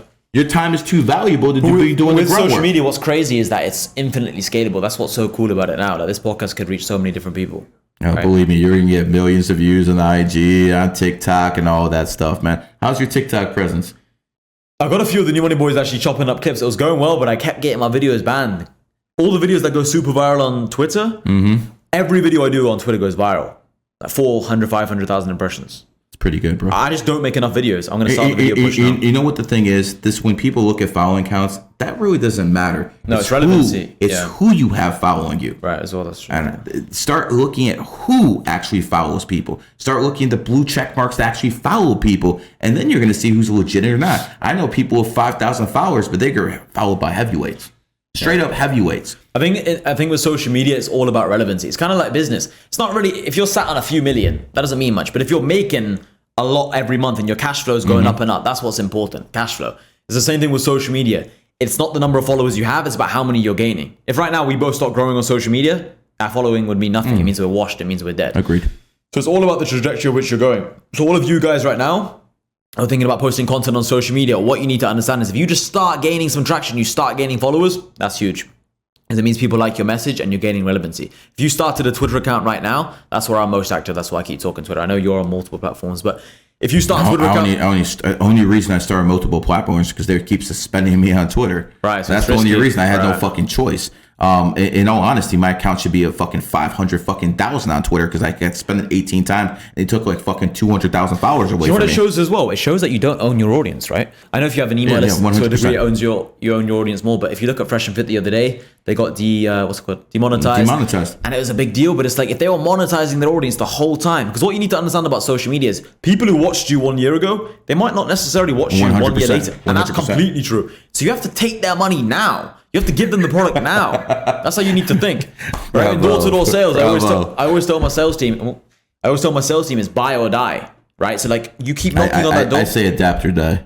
I just say buy or die, saying you get the fucking sale or they're dead to us. Because what ends up happening is, and I did this as well when I first started door-to-door, is I'll be like, I got 6 maybes today. So when my friend or my colleague would ask me, how many sales did you make today? I'll be like, I got 1. I'll be like, how many did you get? They say, I got 0, but 4 maybes. I'm like, so you got 0. Because maybes don't mean anything. 4 maybes might mean 4 yeses, or might mean 4 no's. And what ends up usually happening is people get excited about their maybes and then it ends up being a no. So I learned this the same thing with social media. The reason why I push hard and I promote hard and I go hard is because followers don't mean anything.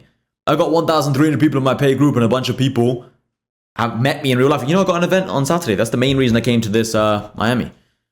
I got a new money event Saturday and Sunday. Okay. So What kind of event you throwing? it's just going to be a conference room. We're going to do some sparring as well. We're going to just like a Q&A kind of thing. Just mainly just to get together, bro. That's what I'm mainly interested in. So we had one in Dubai 4 or 5 weeks ago. We had one 5 weeks before in And how do people attend? my mind. How do people attend? As in, what do you mean? They fly. To your group. They fly in, but I'm saying if you're asking like how do they pay or something? Yeah, that's what I'm saying. Yeah, they're inside of the group. New money So members only. people from the outside can't get in. No, you have to be new money. Yeah. Okay, that makes sense. Just like I do with GG33, no one comes in. Yeah, Makes perfect sense. I've got a new Do you money. make people sign non-disclosures? No, Why? it's something I should be doing, and it's something I arguably should be doing. Yes, but I've never done non-disclosures, even with staff members. It's funny because we were watching a video about Logan Paul earlier. You know, Gideon, the influencer. Mm-hmm. He was talking about Logan Paul and how he's had all these people leave his life, but no one ever dares speak up because they've all got these crazy non-disclosures. I've always worked with people who I just trust them as an overall person, where if we fell out, they're never the kind of person to speak back. Now, I know you can't assume that with everyone, but I have a very strong team in the sense that they wouldn't speak out, and I don't do any shady business, so there's no problem. It's just me. Some advice to you, my friend. You're 24. They will betray you. Yeah. People will betray you. But what I mean is, I'm not saying they won't, and I'm not saying that. I'm just saying that. Let's say I fell out with someone, and I no longer speak to people, because of course there's loads of people I no longer speak to. I've never aired out any of their business. They've never aired out any of mine. I got you. But I guess it's a numbers game as well, right? That's what you're exactly saying. what it is. So it just takes 1 out of 100, and then Pretty much. right. Pretty much. I understand that. So that's something I should be looking into. Yes, maybe in the future we will be getting that done as well. But yeah, just back to the whole social media point, man. I think a lot of people. I want to bring up one more point. No problem. It's basically social media behind the scenes. Okay. Fresh and Fit, we're talking shit about Logan Paul. That episode got a lot of views. Yeah. About 24 hours later, they were demonetized. Coincidence. Of course, it's a coincidence.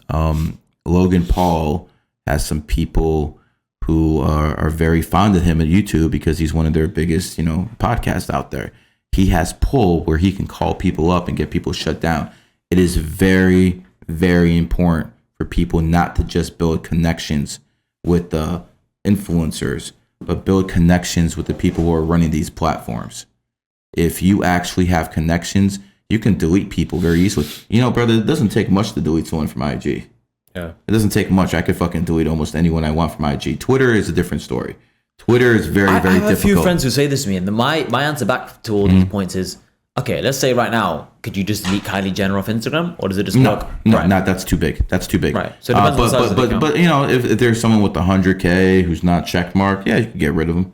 Yeah, because they're nobody. Pretty much. Yeah. But see, that's dangerous. Because if your whole business is built on those followers, if your whole business on that, and you say fucking, if you start cussing out the wrong guy, all of a sudden your whole business is gone. Yeah. People have to be very careful who they talk to in certain ways. And one thing I like to do is I like to make examples of people. That's what you do. You make examples of people so you don't have to do it again. Yeah. There's this one guy who was talking mad shit. I basically said, your IG's gone. He woke up in 2 days. His IG is gone. I did a spaces with him. I got him to apologize. He got his IG back. But the fact of the matter is, I put that on Twitter. Thousands and thousands of people know they fuck with you now. Your IG's gone. Wait till I get the power to fucking delete people on Twitter. You motherfuckers are gone. Just absolutely gone. And here's what I'm talking about. I'm not talking about just deleting someone because you don't like them. That's not cool. Delete people who betrayed you. Delete people who fucking stole money from you. Delete people who copy and paste from you. Right. People who are actually doing things that are actually, reprehensible. And if you're a fucking pedophile or a Democratic fucking voter, that's pretty much the same thing to me. That point about social media is so true, though, because you're basically just building a business on You need backup. on sand. It doesn't exist, and that's also why, because it goes back to that whole patience point. People just expect good things to happen. They keep just thinking, oh, I'm just going to build this, keep building this following, and they keep delaying selling. It's like, if you have something good to share with the world, just start selling it now. That's the first thing you got to have is a fucking product that's ready to sell as soon as you build a file. And by the way, guys, if you don't have a following and you want to get a following quick, you better fucking attach yourself to some influencer. You got to attach yourself to somebody. If you can't, and there's a lot of people who can't do it on their own. There's no shame in that. There's very few people like him who can build his own fucking platform. Very few people can actually do it. Sometimes I forget it's actually quite difficult. Yeah, and again, it's no shame in going, and being basically behind someone, having someone build you up, because not everyone has the ability to do that. Even some of the biggest stars of today, like Bradley Martin, got built up by other people. He got built up by other people. So what people have to understand is, if you can't do it yourself, find someone who you can piggyback off. There's plenty of people out there who are looking for fucking soldiers. Absolutely plenty. Like, for instance, first time I got suspended was 2015 on my Twitter account. At 2015, I paid someone $500. I got back turned on. At that point, I changed my whole strategy. I'm like, wait a second, these motherfuckers can delete me at any time. I can't fucking do anything except bitch on the internet. That's a problem. So I changed my whole strategy. Instead of focusing on me, I'm going to focus on my group and build up my group members. I built one up to 20,000, built up another one to 5,000. I literally had like 300-400 accounts where GG33 anywhere between 1,000 to 15,000. I helped build all those up from 215 to 219. I knew they'd come for me at some point. And then when they actually came for me, they would basically suspend me once a month, once every couple weeks. And then it would turn into a game like Find Waldo. So what I did was I opened a website called Find GG33. And every time I got suspended, I'd post a new website on there. I'll have all the people in my group tell people where I'm at. And I get like 5,000 followers within 2 days. Yeah. They suspend me. But if I didn't do that, I would have been done. You need those back-end systems. You need people who got your back. And you have to build those people up yourself sometimes. And guess what? Some of those people you helped out, they ain't gonna give a fuck about you when you fucking go through tough times. And that's gonna be a hard pill to swallow. Some person that you helped your whole life won't fucking do shit for you when you need some help. But those are lessons you have to learn in life. But I will tell you that most of the people, a high percentage of the people I've been with have been extremely loyal to me. And that's something I'm really proud of. Because obviously I'm doing things right to have people loyal to you.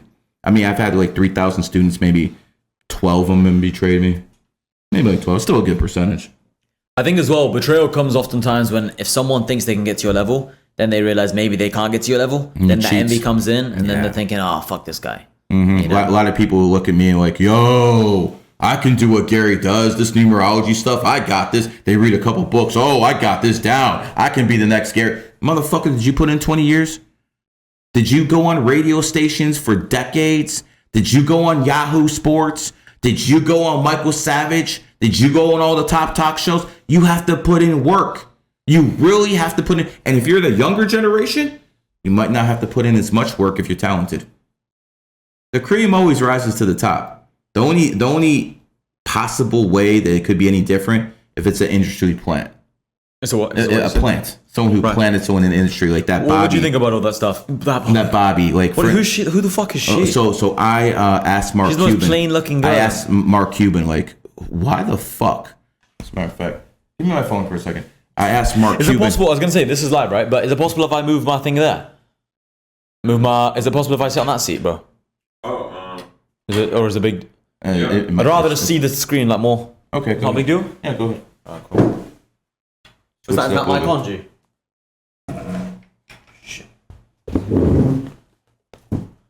So I'll I show feel you. like it's better seeing the screen. Just the camera. Oh, I guess it's fine. All right, hold on. Let me show you this. Is this mic on? Hello, hello, hello. Hello.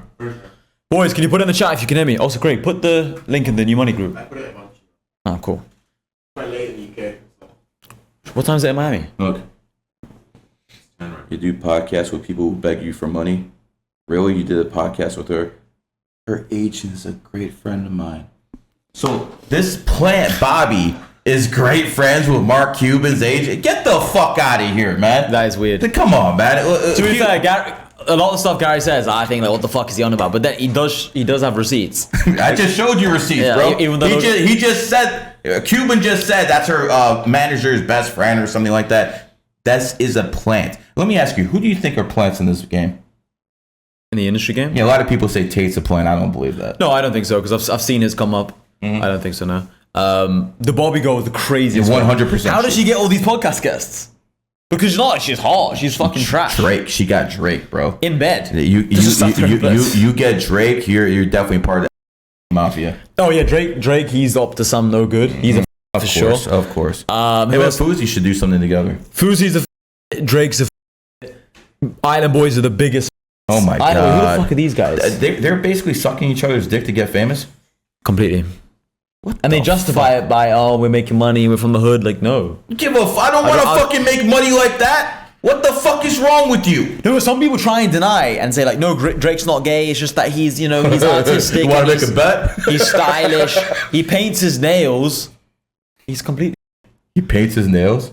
Drake. Have you not seen? I don't pay attention to this class. I couldn't name one Drake song. You I know don't what even people know do? why he's famous. You know what people do though? So a lot of times I tweet about things like this, like, oh, Drake painted his, I put a picture of, let's say, Drake with painted nails, and people think I give a fuck. I just do it because it gets 1,000 likes on Twitter. Yeah, of course. And obviously, it just gets engagement. But this is what you guys need to realize. It's just like, produce the things. Don't just consume all this nonsense. Only consume content if you're going to learn something from it, if you're Agreed. inspired by it, or if you're Agreed. educated by it. Don't just watch Drake and all these Island Boys. I only do this stuff so that I can just tweet about it. Write a quick tweet, takes me 10 seconds, and I carry on with my life. Don't just be sat there thinking, oh, I give a fuck about Drake. I don't give a fuck about Drake. Obviously, if his songs come up on the club or whatever, then okay, what you have to listen I to. don't even know one of his songs, bro. No, I do, to be fair. I know. I'm still a back from the faggot. Tupac generation, the Biggie, Yeah. and DMX. I remember that shit. As a matter of fact, the older I get, the less I like rap. I think that's like a natural evolution. Some of those sounds, just the vibrations in the rap songs, they're just not kosher, bro. They're just not kosher at all, man. I believe it's, they're trying to match every beat in the song is usually around 72 beats in the song to match the heartbeat. I've heard all that the music frequencies and stuff. That's got to be a real thing. It's all negative. That It's makes all a lot of negative. sense. And start paying attention to the songs the women start listening to. Get Beyonce or the Destiny's Child. Get rid of your man. Cardi He's B. a loser. I don't cook, I don't clean. All that shit. They basically want to brainwash young women into thinking they don't need men. And then what happens is these women call me when they're 40 years old. I'm like, I have no kids. I have nothing. I have some money and I have a cat. That's about all they have. And they actually tell me they got bamboozled. They start figuring it out around 40. It's too late. It's a little bit too late, my bitch. friend. Menopause, all that stuff. See, We don't want your trash ass. men can still have babies at 40. I don't recommend it. Men can still have babies at 50, even 60. And even though I don't recommend it, women, shit, they're done. Why do you not after- recommend it, like, say, 45 as a man? Oh, at 45 because- is fine, yeah. but after you get to 50, 60, I do believe the sperm is a lot weaker. Oh, I thought you were going to say you it- might not be in the kid's life for too much longer. No, that too, Right, that too. But I mean, I think at 50, 60, I think the sperm is weak at that point. You're gonna have like a mentally maybe a retarded child, maybe some You're mental going to have like defects. Fousey Tube children. What? You're going to have children that look like Fousey Tube. They're saying, does Gary read the chat? Yeah, can you see? I was thinking that. Can you see the screen or is the camera I can see blocking? something. Gary, that's cap. What's cap? What the fuck is cap? What the fuck does that even mean?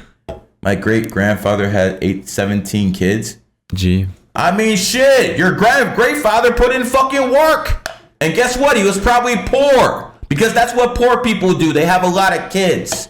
That's how that works. Rich people do not have that many kids because they're actually out there doing things. Poor people, well, they're not really working too much. They got to enjoy themselves somehow. That's where sex comes in. It's not that they want to enjoy themselves. It's just they want to use the kids as soldiers to get them more money. No, that's what the women want to do when they want to, get the man out the house, have about 4 or 5 kids, get those welfare queens with their fucking checks. It's disgusting, man. It's disgusting how men are basically used and women face no accountability. That's the problem. Women have no accountability. A woman, I've seen this myself. A woman goes to court.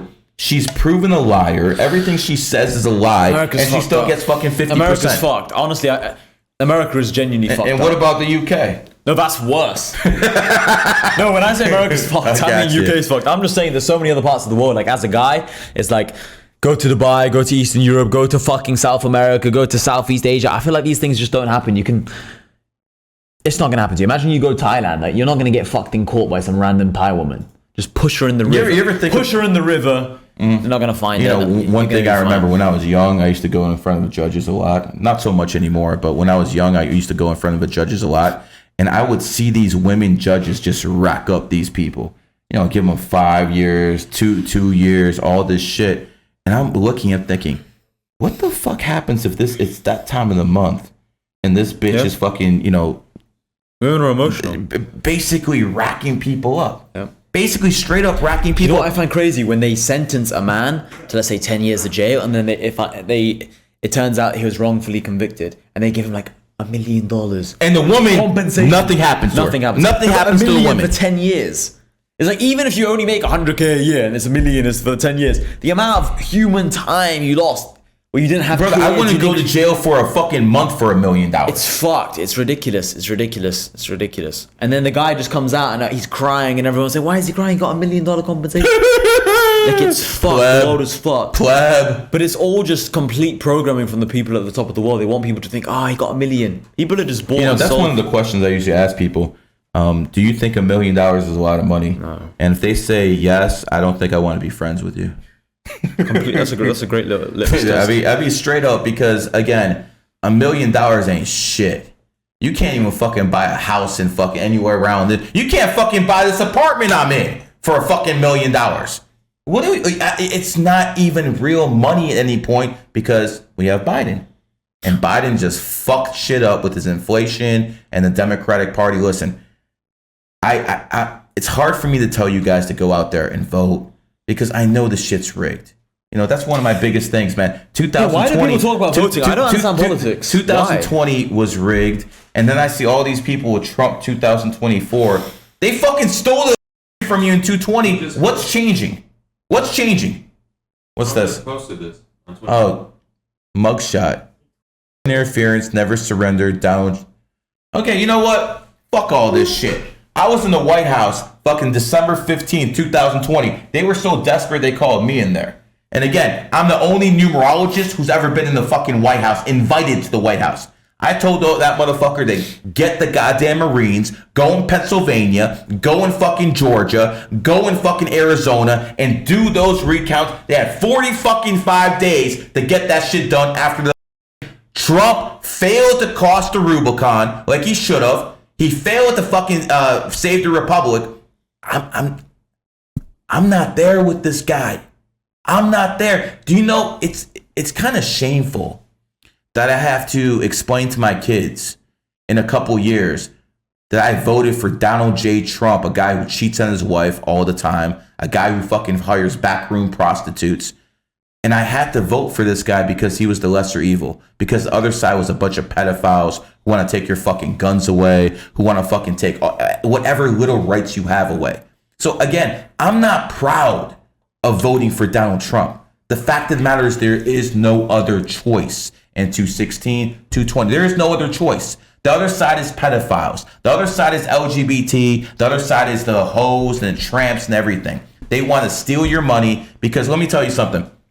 I'm not Spanish, But one of my favorite people in the world is General Franco. I mean, if I go to Spain, I want to go to his grave because this man put at least 1 million communists in the fucking ground. God bless you, brother. God fucking, the only good fucking communist is a dead communist.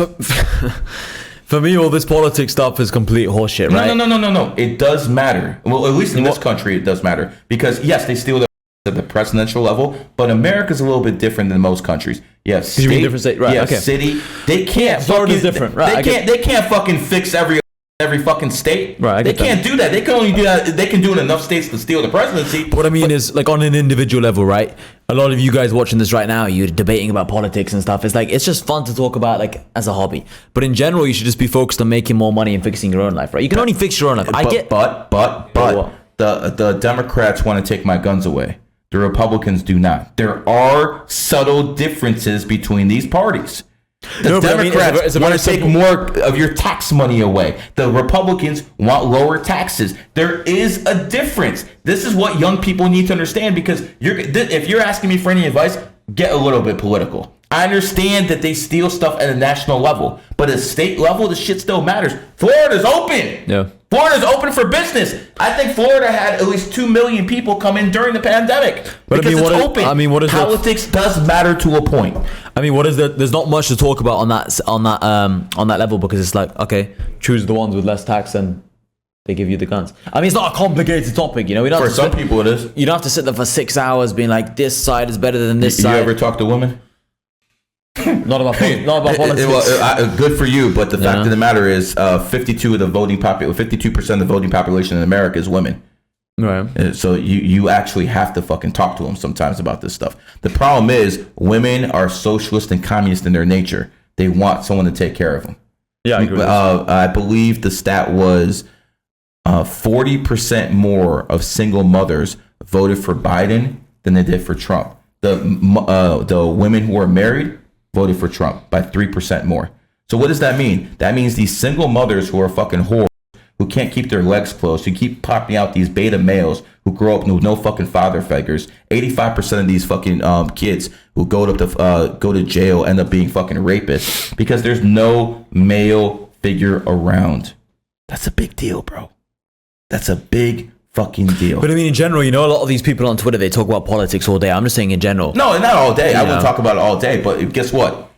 You better start talking about politics in 2024 because red pill ain't going to be the same, bro. In 2024, we're moving away from the red pill content, even to a point in the numerology content, and we're moving straight into election season.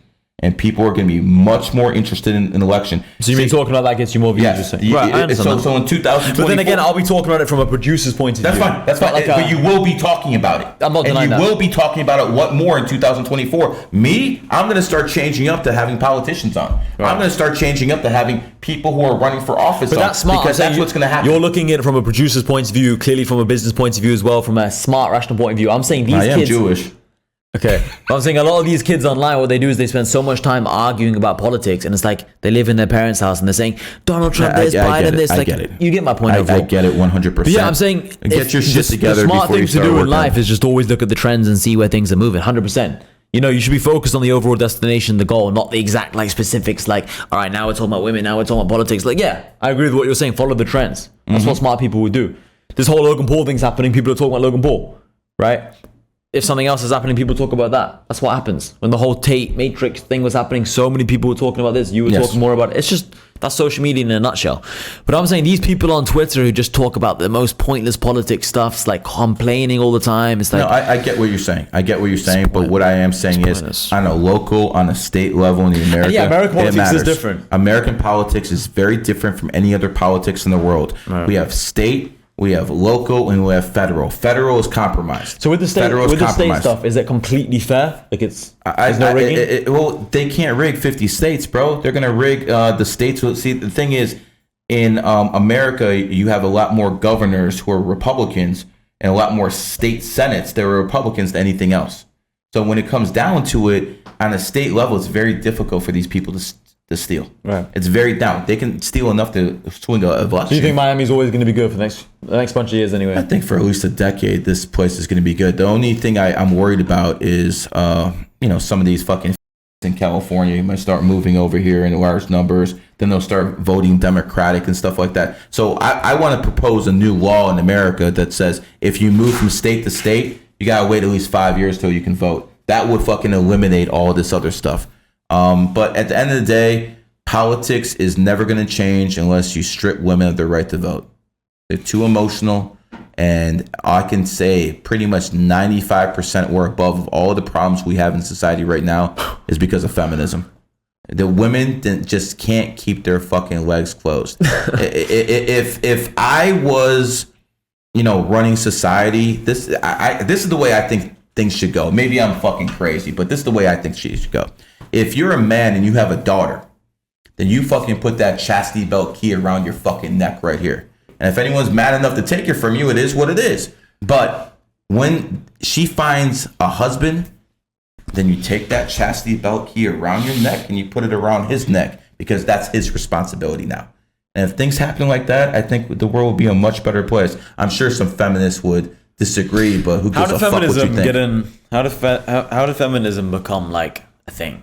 How did feminism become a thing? Because the government realized that women are very easy to emotionally manipulate emotionally. But most men nowadays are very easy to manipulate. That's because those men were raised by single mothers. Right. I'm privileged. I am privileged. I will admit I'm privileged, not because of my white skin, because I had a mom and dad. That's why I was privileged. I had a father who would whoop my fucking ass with a belt if I did anything wrong. I went to school. I made a fool of myself. I fucking say fuck you to the teachers. I was wild and fucking out. But I knew when I got home, my dad was going to whoop my ass. And that is what kept me in check. People need things to keep them in check. Boys, go around women, single mothers who are raising boys with no male figure around. Those kids are talking back to them. They're fucking talking mad shit to them. They cannot control them. You need a man because at the end of the day, no woman can teach a boy how to become a man. No, you're right. I did a tweet saying black women are more masculine and aggressive than the average. I agree. And everyone in the comments was going mad. I got 11 million impressions on Twitter and then I deleted the tweet. Why'd you do it? Because, I'll tell you why. Because I knew for a fact my account was going to go missing. And then guess what happened? 3-4 hours later, Craig will confirm this, I got an email by Twitter, and it basically said we got a ton of reports on this account, blah blah blah. We've not had to take action because this content has now been deleted or something like that. Okay, the account would have gone, and I knew it because it was growing at such. Is that because you're in the UK? No, it's in Dubai. You're in Dubai. Wow. But what I'm saying is the account was the tweet was gaining so much traction that it would have hit 30, 40, 50 million. Too many people were reporting it. And basically, I was just making a couple jokes about black women in general and stuff. But the reason why they're more masculine and aggressive on average is because on average, they're more single. They're raising their kids, single mothers, more so than white women on average, right? On average. And everyone lost their mind, but it's true, right? That's why there's so much crime in these black communities and stuff, because on average, there's more single moms, and the whole thing just a fucking mess. Yeah, this guy's seen the video, but it's fucked. The thing is, it is fucked up. It is a shame. Because I always say this as well. I don't just think, oh yeah, I'm a genius, that's why I'm successful. One thing I always say a lot is like, my parents raised me very, very well. That's one of my big advantages. My parents told me you can do anything. And if you grow up with your parents telling you can do everything, it does give you a big advantage in life, right? Whereas if you come from a single mom, it's fucked. Because I lost my dad 7 years ago when I was 17 or 16. And you still had him most of your childhood though, right? Yeah, so I had that, that mindset already in place. But let's say I lost him at 9, maybe I would have turned out fucked up. Yeah. So it's important because if you didn't have your dad from a very, very young age, I think you're going to be either very, very successful or a big loser. Like I have a friend who's a multi-millionaire now, self-made. He never had a dad. His dad just was never there.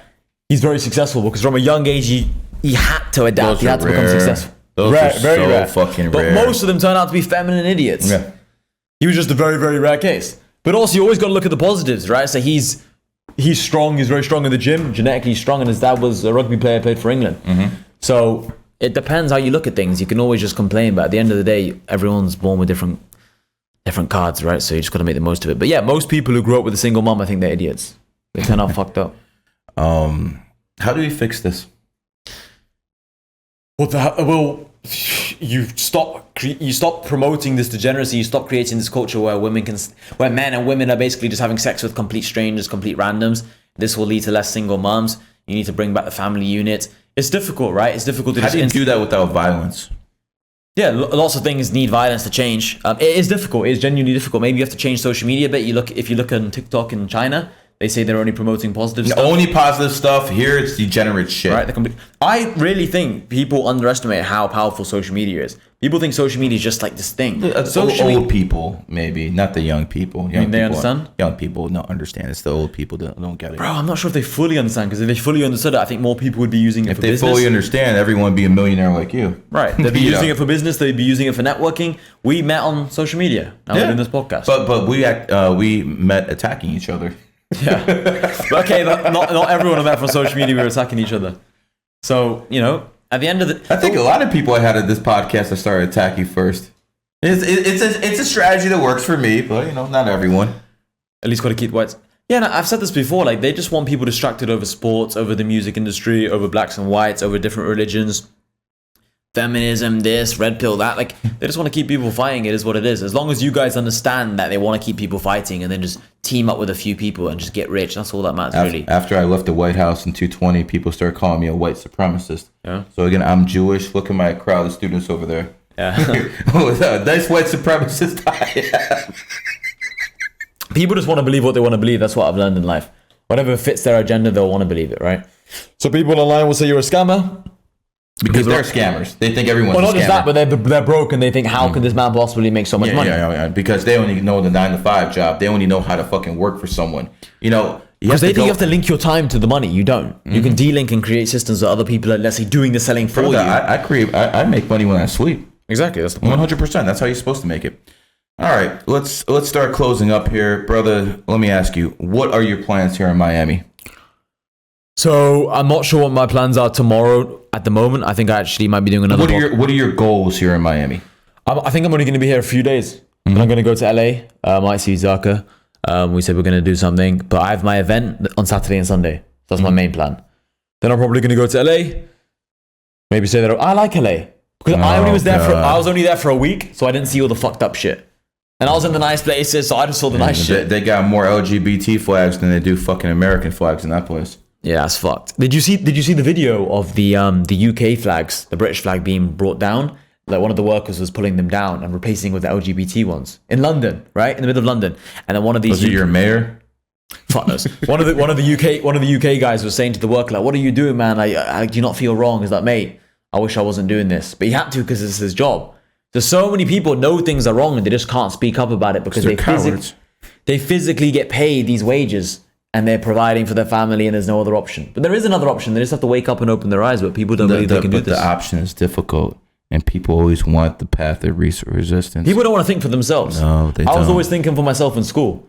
I was always sat there thinking, why are we learning this? Why are we learning Pythagoras? Why are we learning... What they told me, like, I can't wear a winter jacket in the class. I was like, it's freezing. There's no heating in this room. I'll wear it. Like, no, you have to leave then. I just left. I remember, I think it was like 4th grade when I fucking realized that these people were trying to dumb me down. I would do math problems in my head. I just do it in my head and just write it down. And then the teacher would keep me up after class and like, you got to show your work. I just did the task again. I didn't show any work. I got the right answers. I'm like, who am I cheating from now? There's no one here. They're like, sir, you failed because you didn't show your work. That's the worst. I'm like, so wait a second. Because I'm faster than everyone else and I can do the shit in my head, you want to hold me back? At that point, at about 4th grade, when I realized this, these people are trying to dumb me down. Because I was a strange kid, man. I was watching politics. I was watching the State of the Union when I was 13, 14. I was really heavily interested in politics. And, today, I got some of the biggest politicians in Washington who follow me. It just shows, man, doing your own thing is always going to pay off. And I remember one time my economics teacher, he was going around the classroom asking people, like, what do you want to be when you're older? And at the time, I knew I wanted to be rich, but I didn't know what business was. I didn't know how to make money. I just said to him, like, he was going around, everyone said their thing. I said, CEO. He just, like, looked at me for a few seconds, like, come on, like, be serious. I was like, CEO. I just knew it meant, like, owning a business and whatever. It's like, CEO. And now it's like one of my supercars he can never buy. It's like, and I like the guy. I have nothing bad to say about him, but it's just like, I mean, the only bad thing I guess I could say about him is it's a shame he doesn't believe in the fact that people can do more with their lives. But because he hasn't done more of his. Right. And it's like he's getting paid like 40K a year, 35, 40K a year. And he's going to teach you business and he's going to teach you all this stuff. People for 40K a year. You want to listen to some fucking bum across the street? who's fucking making 40K a year because someone's a teacher making 40K. You're gonna listen to It just them? shows you as well, like Garbage. how easily people are so easily manipulated. If someone's just in a position of power, right, they're put here. It's like this artificial level of power. They're just like, oh yeah, I'll blindly follow, like sheep, right? People don't think for themselves. Think, why should I listen to this person? I was always thinking, why are we learning this Pythagoras? It's never going to help me. Why are we learning trigonometry and math? Doesn't help. But people never sit there and think, I need to learn about human nature, selling, marketing, negotiation. These skills are actually going to help you guys. I always say this to people: if you learn sales, you understand agree. people, you are never going to be broke. The reason why I could speak about any topic, I could lose all my money, and the reason why I buy so many supercars, even though they're going to depreciate, is because I know how to sell, I know how to speak to people. It's easy. Every one of my videos I post on Twitter goes viral just because I understand human nature and I know I can speak well. I could easily become one of the biggest influencers. I don't know if I want to be like Fuzi and seen that much. No, don't do that. You know, but I'm saying don't like it's do so that. easy to get views Because online. you're gonna get fucking burned if you do that. I mean, here's the thing: you'll go up quick, but then the fucking down is gonna be like a roller coaster. That's actually why I want to become a fighter as well, because a lot of times people message me on Twitter and they say like, yo, bro, you're super rich, blah, blah, blah, but you don't understand the harshness of life, all this bullshit. They don't understand anything about me. But anyway, I feel like it just gives you it's like another flex, you know? You know, if you just start putting pictures of Logan Paul's girl on your fucking timeline, and just start talking shit, you might get the 250,000 followers like Dylan. That's got to be the best marketing fucking move I've ever seen in my life. He's basically posting pictures of a woman, public pictures, and he's gaining 250,000. I mean, I didn't know who this guy was. But this is what I would argue. This is my point about like achieving mastery in a certain few skills and how it's so useful. You can like not argue, it's a fact. Dylan Dennis is a master at Brazilian Jiu-Jitsu, right? He spent years and years of his life working, studying his craft, becoming a master in this one thing. Isn't he Connor's like coach? He was Conor McGregor's training partner and BJJ coach, right? Brazilian Jiu-Jitsu. And like now he's 29 years of age. He's still a young man overall, right? And he's probably going to make $1 million from this fight, maybe. I'm not sure. I'd probably make more. But he's got so much. And I even DM'd him on Twitter. He replied. I said to him, I'll pay you money for a podcast, 15K. I just threw out 15K. And he did it? He said, okay, prove it. He said, prove it. Because he probably gets a lot of... He'll definitely do 15K. 15K? He's not rich. He's not rich. Wow. And then he said, prove it. I was like, bro, I'll literally pay you the money in cash, 28th of August, whichever city, location you want in my America. It's the earliest I can do. 28th of August. There you go, brother. That's a coincidence. Of course it is. No, It always is, brother. That's actually a coincidence. It's because that's the earliest. Anyway. And he said, okay, so I guess I'll DM in a couple of days when I know exactly which city I'm going to be in, and then I'll try and do the podcast then. He's the hottest guy right now, man. But the point is because he's achieved a high skill set in a certain field. It's like you studied numerology for 20 years, but now you're getting all this attention. Yes. People might think, oh, I can talk like Gary online and then I'm going to get views. Yeah, No, good luck. You need the skill set and then you can back it up with, then you're going to get the views anyway. Right? Like people say to me all the time, like, Hassan, how do you have so much energy? Like right now, I don't even know what time is it, 11 in Miami? I'm getting more energized, 11. I'm getting more energized as this podcast goes on, but I haven't slept in God knows how long. We're on a 16-hour flight. Get all the sleep in you when you're dead, brother. Exactly. And these Red Bulls, these are good. That works out for you. But what I'm saying is, I spent so many years just doing sales, and then everything gets easier. Talking to people gets easier and all this stuff. Because what do you think about people when they say, bro, I'm an introvert? Because whenever I hear someone say, I'm an introvert, I just think you're a pussy. You know, it's like, you're never going to get anywhere if you just People don't want to work hard, pretty much. No, but it's the easiest cop-out ever. Bro, I'm an introvert, so I'm never going to make money. Like, well, then fucking kill yourself. You're never ever going to get anywhere. Then go Dr. be Jack Kevorkian in the house. go be the next Jeff Bezos coding or something. Fucking Bill Gates coding or some software or some shit. If you don't learn how to speak to people, you don't put yourself out there. You don't. If you're not the kind of person who puts your hand up in class, you're never going to get anywhere. It's facts. There's like, say you're at the very bottom and you have like nothing going on, and you need to find a job. What's the top 5 skills? What are you gonna ask? Hold on. Let's say someone like has no skills. Right. They have nothing. The most they can do is be like in fast food. Okay. Why would you work at McDonald's? Why would you work at Burger King when you can fucking work at a country club? Yeah. You work at a country club, you at least get fucking connections to rich people. Yep. So don't fucking tell me this bullshit that there's no way for you to get up. You just gotta be fucking outsmart people. You gotta outmaneuver people. Don't fucking let these people tell you shit. 6-7 months, I got 700 million views. No one fucking even heard of me before. Bro, it's don't easy. tell people you can't do this. It's easy. Bro, I did this on a minimum budget too. It's easy. And what do you? Here's my crack staff right there, man. A couple people, man. Yeah. Or my crack staff over there. What do I have? Like fucking 100 people working for me like Valuetainment? I don't. Guess what? I still get more fucking reels and views on fucking IG than what is it, Fresh and Fit and Valuetainment combined. It's just people are lazy, right? I've had a few people, they send me video edits on Telegram or on Twitter, right? They're like, yo, bro, I made you this video edit. If I was serious about doing editing for someone and you think I'm going to become big in the future and I'm going to become someone like yourself, send me a video edit 75 days in a row for free. How long is the video edit? It can take you 20 minutes. By doing 20 minutes of work every day, not only are you improving your skill set, it's also like a mental challenge as well. Can you do something for 75 days? It's also, you're going to guarantee yourself a job after 75 days. Then I'm going to refer you to this person, my business partner here. I'll refer you to Gary. I'm going to refer you to this person, that person. You're going to get yourself such a good network just from doing 75 videos in a row. It doesn't even take long. You can do them all in 7 days. But people are fucking lazy. This guy's just telling you how to do things from and the this very is the thing. bottom. And even and this is the thing. It's because people are afraid of being exploited. They're afraid of, if I put in 45 days in a row, 75 days in a row, what about if this person doesn't choose me? It's fine, because if you do it for 10 people, me, Gary, this person, one of the 10 will choose you and it'll compensate for the 10. Because right now, Gary just told me he pays like 10 fucking racks a month for the studio, whatever it was, right? And he's got a few people working here. You could be one of the people working for him here. Then you'd be talking to a multi-millionaire. Then you can network with someone else. And then before you know it, you're a fucking multi-millionaire yourself. It's just people are lazy as fuck and they don't want to put the work in. And then they say, oh, there's no jobs. You don't need to get a fucking job at a restaurant. You just need to, you can create jobs. That's what capitalism is. That's what the economy is. It's just about creating opportunities yourself. So most people are just fucking lazy nowadays with social media. There's so many things you can do. There's so many high income skills you can choose from. Let's say you're a thumbnail editor, video editing, photography, you're a cameraman, fucking coding, selling, high ticket closing, marketing, social media marketing, email marketing, copywriting. Choose one of these skills. There's only a few ways you can get clients, right? That's why you have to work so hard, because let's say there's paid traffic, there's organic traffic on social media, referrals, and then there's like DMing people, outreach. Everyone's using these same 4 methods. So for you guys to get clients, you just need to be better than everyone else. If you're going to do outreach and message me, I get so many people outreaching to me. But I'll tell you what, I've not had. No one's outreached and messaged me 75 days in a row. Never the same person without me They getting won't now. No, they still won't. They still won't. You still? No, they still won't? No, they won't. You no lazy way fucks. someone's doing. No way. A challenge. No way. 75 days in a row. That's such a big amount of work for most people. Everyone nowadays has such a short did attention 60. That's not enough.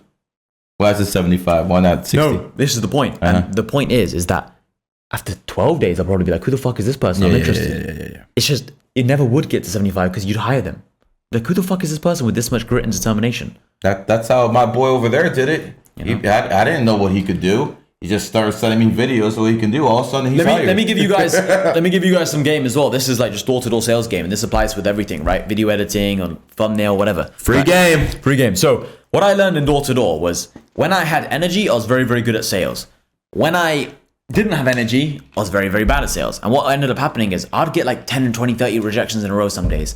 And I'll be super depressed and be like, fuck, like, I'm not going to make a sale. I'm tired. Because when you're losing, you want to go home. And because I could choose my hours, I was like, I'm going to go home. Fuck this. So what I ended up doing was thinking, imagine I didn't get paid on commission. I got paid per door I knocked on. How would that change my mentality? I'd be like, well, I'd have more consistent energy levels. My energy wouldn't spike up and it wouldn't spike down. It would just stay flat. If every door I knocked on, I get £5, every time I'm tired, I'd say, you know what? I'm broke right now. I need an extra £25. Knock on 5 more doors. How long does it take to knock on 5 more doors? 2 minutes. So whenever I was tired, I'd tell myself, because I worked out my average per door, let's say it was 5, 6, 7, 8 pounds. But like, let me just knock on 5 doors right now, make £25. Knock, knock, knock. Even if I got rejected, I'll say, all right, that's £25 made. Because on average, it is £25. Even if I kept getting rejected over, let's say 100 doors, right? £5 a door, that's £500.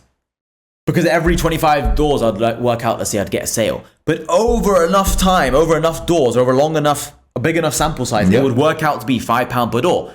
So what I would do is literally sit there and think, I'm getting £5 per door. So whenever I was tired, I'll keep saying 4 more doors, £20, 4 more doors, £20. And you know what would happen? I'd then get a sale on one of those doors, which I said, let me just go knock on. Then I'll stay an extra 2 hours knocking on doors, make 3 sales, made an extra £300. You believe in manifestation? I believe in cause and effect. I believe in, I think something, and my thoughts are going to lead to my actions and my habits, and then that will be the result. Do you think your thoughts can manifest things? My thought. Yes, because then it will lead to certain actions. There you go. There you go. Manifestation is real. But the point is a lot of you guys, right? Let's apply this to Conor McGregor or Floyd Mayweather. Every protein shake they drank when they were younger, right? Every training session, you could argue that's worth £10,000 because now they make hundreds of thousands a day, right? Yeah, you could. So imagine you're sat there right now and you're trying to be the next Rafa Nadal, tennis. Every training session, just tell yourself it's worth £10,000 because if when you make it, all those sessions will be worth £10,000 because you're going to be a fucking billionaire. Do you expect to be a billionaire? Yes, I think it's certain. Certain. Yeah. Wow. With my skill set, I'm at 24 right now. So. About what year are you thinking? I think it's going to be quick. It's 5-6 years. 5-6 years, you'll be a billionaire. Yeah. I think it's going to be quick. I think I'm going to run social media very soon. It's going to be easy. Let's change. Might have some enemies though. Oh, dude, you gotta step on people's toes. I have some enemies, but I'm excited. But you pick your enemies powerful. Exactly. You can tell a lot of people by who your enemies are. Yeah. If you got fucking weak ass bitches as your enemies, that's not much of an enemy. But what I'll say Your is, enemies keep you on your fucking toes, bro. what I'll say though is, for me, when I was younger, I never was motivated by money. Right? Let me try and explain. You are now. No, hear me out. Right? Hear me out. So when I was younger, I was never one of those kids in school trying to sell cookies or like sell weed or sell anything to try and make money. I never wanted to buy new trainers. In fact, my mom was actually telling me like, Hassan, we got a family dinner coming up, buy new clothes. You wore the same outfit. Like, this is a £2 black top. I wear this most of the time. Those guys who follow me know I always wear a black tank top. 15 Right? bucks. Okay. So it's like, for me, I don't care. So my mom was always trying to force me to buy new clothes and I didn't want to. But when I got kicked out of uni, that's when I actually, for the first time, really wanted to make money in my life. Because I had a gap year after school and then I got kicked out at the end of first year. I felt like I wasted. How much did that gap year help you? Not at all. Didn't help you at all? No, that's what I mean. I didn't know understand. No, it just did it. Did that rest help you? No. You don't think it helped you in any way, the gap year? Well, now I'm successful, so you could argue, but no, not at all. Okay. I don't think so. I did a bit of traveling. I went to Thailand, went to Barcelona. Would you tell people not to have a gap year? Because obviously you did some traveling. I would tell people after you leave school, get a sales job and just get straight into it. At the end of the day, I think everyone knows what they want to do. I think everyone knows what they need to do. I think you as well, you're a very good talker. Let's say for the Acquired. people. You learned it, you mean, yeah? Yeah, acquired. Okay, so. It didn't come naturally. Well, that's perfect then, because a lot of people here, they're not good at talking. So my brother, he's much quieter than me. My mom said from a young age, I was always talking to strangers. I was always talkative, but my brother was very quiet. I would say to people, like, it's just in this world, you cannot be too timid and quiet. It's not a good thing. It's only good for women. Yeah, I guess so. Yeah. Listen up, girls. But even then, sometimes it's good to, it's good to be a bit confident. You don't want to sound shy. It's okay not to talk too much as long as you're confident in your words. You don't want to be shy and timid. Well, you can be quiet and intimidating. Yes. If you're quiet and intimidating, that's fine. But don't be quiet and timid. Right. No one fucking respects that at all, man. There's a saying. It's like, I think it's Niccolo Machiavelli. It's like, it's better to be impetuous than cautious, because if fortune is a woman, she'll allow herself to be one. Blah blah blah. I'm paraphrasing. It's basically saying in life, it's better to do everything with boldness. It's better to do everything being attacking. Fortune favors the bold. That's exactly that. It comes from that, right? So, Okay. But in terms of what type of sales job, any sales job, bro, just sell something.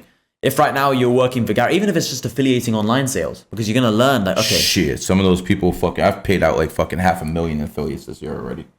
Some people getting fucking paid, bro. Some people getting fucking paid. And let me tell you something, man. This is how capitalism works. Affiliates work. Right. I want to repeat this. Affiliates work because people are getting money. See, it has to trickle down. That's the beautiful part about capitalism. That's your business. As long as you trickle it down, people will put in some work. There are some hardworking people. Majority of the people are lazy. But there are some hardworking people in there that if you give them incentive, they work. That's the beauty about capitalism. You don't have incentive in communism. What is the point of me being the best version of myself if I can't earn any money? I can't help fucking retire my mom. I can't do stuff like that because I'm in a fucking communist or socialist system. There's no incentive. Because there's no incentive, no one's going to fucking do anything. Yeah. And the economy is going to be stagnant. I mean, even little things I look at like every day, like when you go in the shower, and in hotels now, it's not a straight line in the shower. It goes like this. No, I'm being dead serious. That is capitalism because they found a better mousetrap. Even little things like that people don't notice. Someone's made that's money a big from deal. Yeah. Yes, 100%. Someone made a better mousetrap. Someone was incentivized to fucking go out there and do something. Yeah. That doesn't happen in socialism. That doesn't happen in communism. And you dumb bitches don't get this shit. You really don't get this stuff. Things have to be created. They can't just be given to you. Everything's just about incentive. That's why, all these salesmen, they become good because we have commission. And then when you have commission, 100%. you eat what you hunt. 100%. So you have to become good. in the olden days when people would eat the food they hunted, you learn to get good at hunting. You learn to use that spear and hit the fish very well because you have to survive. So paying people off commission is actually very good. It's a very good way to motivate people. It's a very good way to stay motivated yourself. A lot of you guys are comfortable because you get paid a certain job. So I remember I had a part-time job in my gap year. I was working at Debenhams, like a retail store in England, and I would get paid just a flat wage, part-time job. And a lot of times I'd go to the toilet 10, 15 minutes, 3 times a day, 2 times a day. Doesn't matter. Because I'm getting paid the same amount of money. I'd go on my phone and say, sorry, my stomach's hurting 4 times a week, right? Yep. Why would I be honest? Why would I sit there? No incentive. No incentive. Whereas the sales, a lot of times when I was tired, before I developed this system of £5 per door, blah, blah, blah, I'd sit in my car, my Volkswagen Polo, looking at the ceiling thinking, this is fucked. This is so bullshit. I'm tired. I want to go home. Shall I stay more? Let me have a lunch break. But then I think I can't just sit in the car all day. I have to go back out there and get a sale. Otherwise I'm not getting paid. Then I'm a dickhead sitting in the car, hiding. Let me put this in terms you women can understand. If why do you say women? Is it just no, women viewers only? because I like to talk down to these bitches. Let me again in terms you guys can understand. If there wasn't any high value man out there, you wouldn't get your nails done, you wouldn't get your hair done, you wouldn't go out get that dress because there's incentive for you to do it. Yeah. Because you know there's a high value man there that you could try to finesse, get a fucking baby and take his fucking back. See, you do that stuff, you put on a dress, you get the nails done, you put on those high heels. Why? To get the fucking bag. Because you have an incentive to do this. You see, that's how you gotta talk to women like kids. And once they finally get that stuff, you know, it makes sense. Capitalism is the most beautiful system in the world. My dad, my dad didn't leave me with anything. Yeah. But he fucking got from the Soviet Union in the 1970s to America.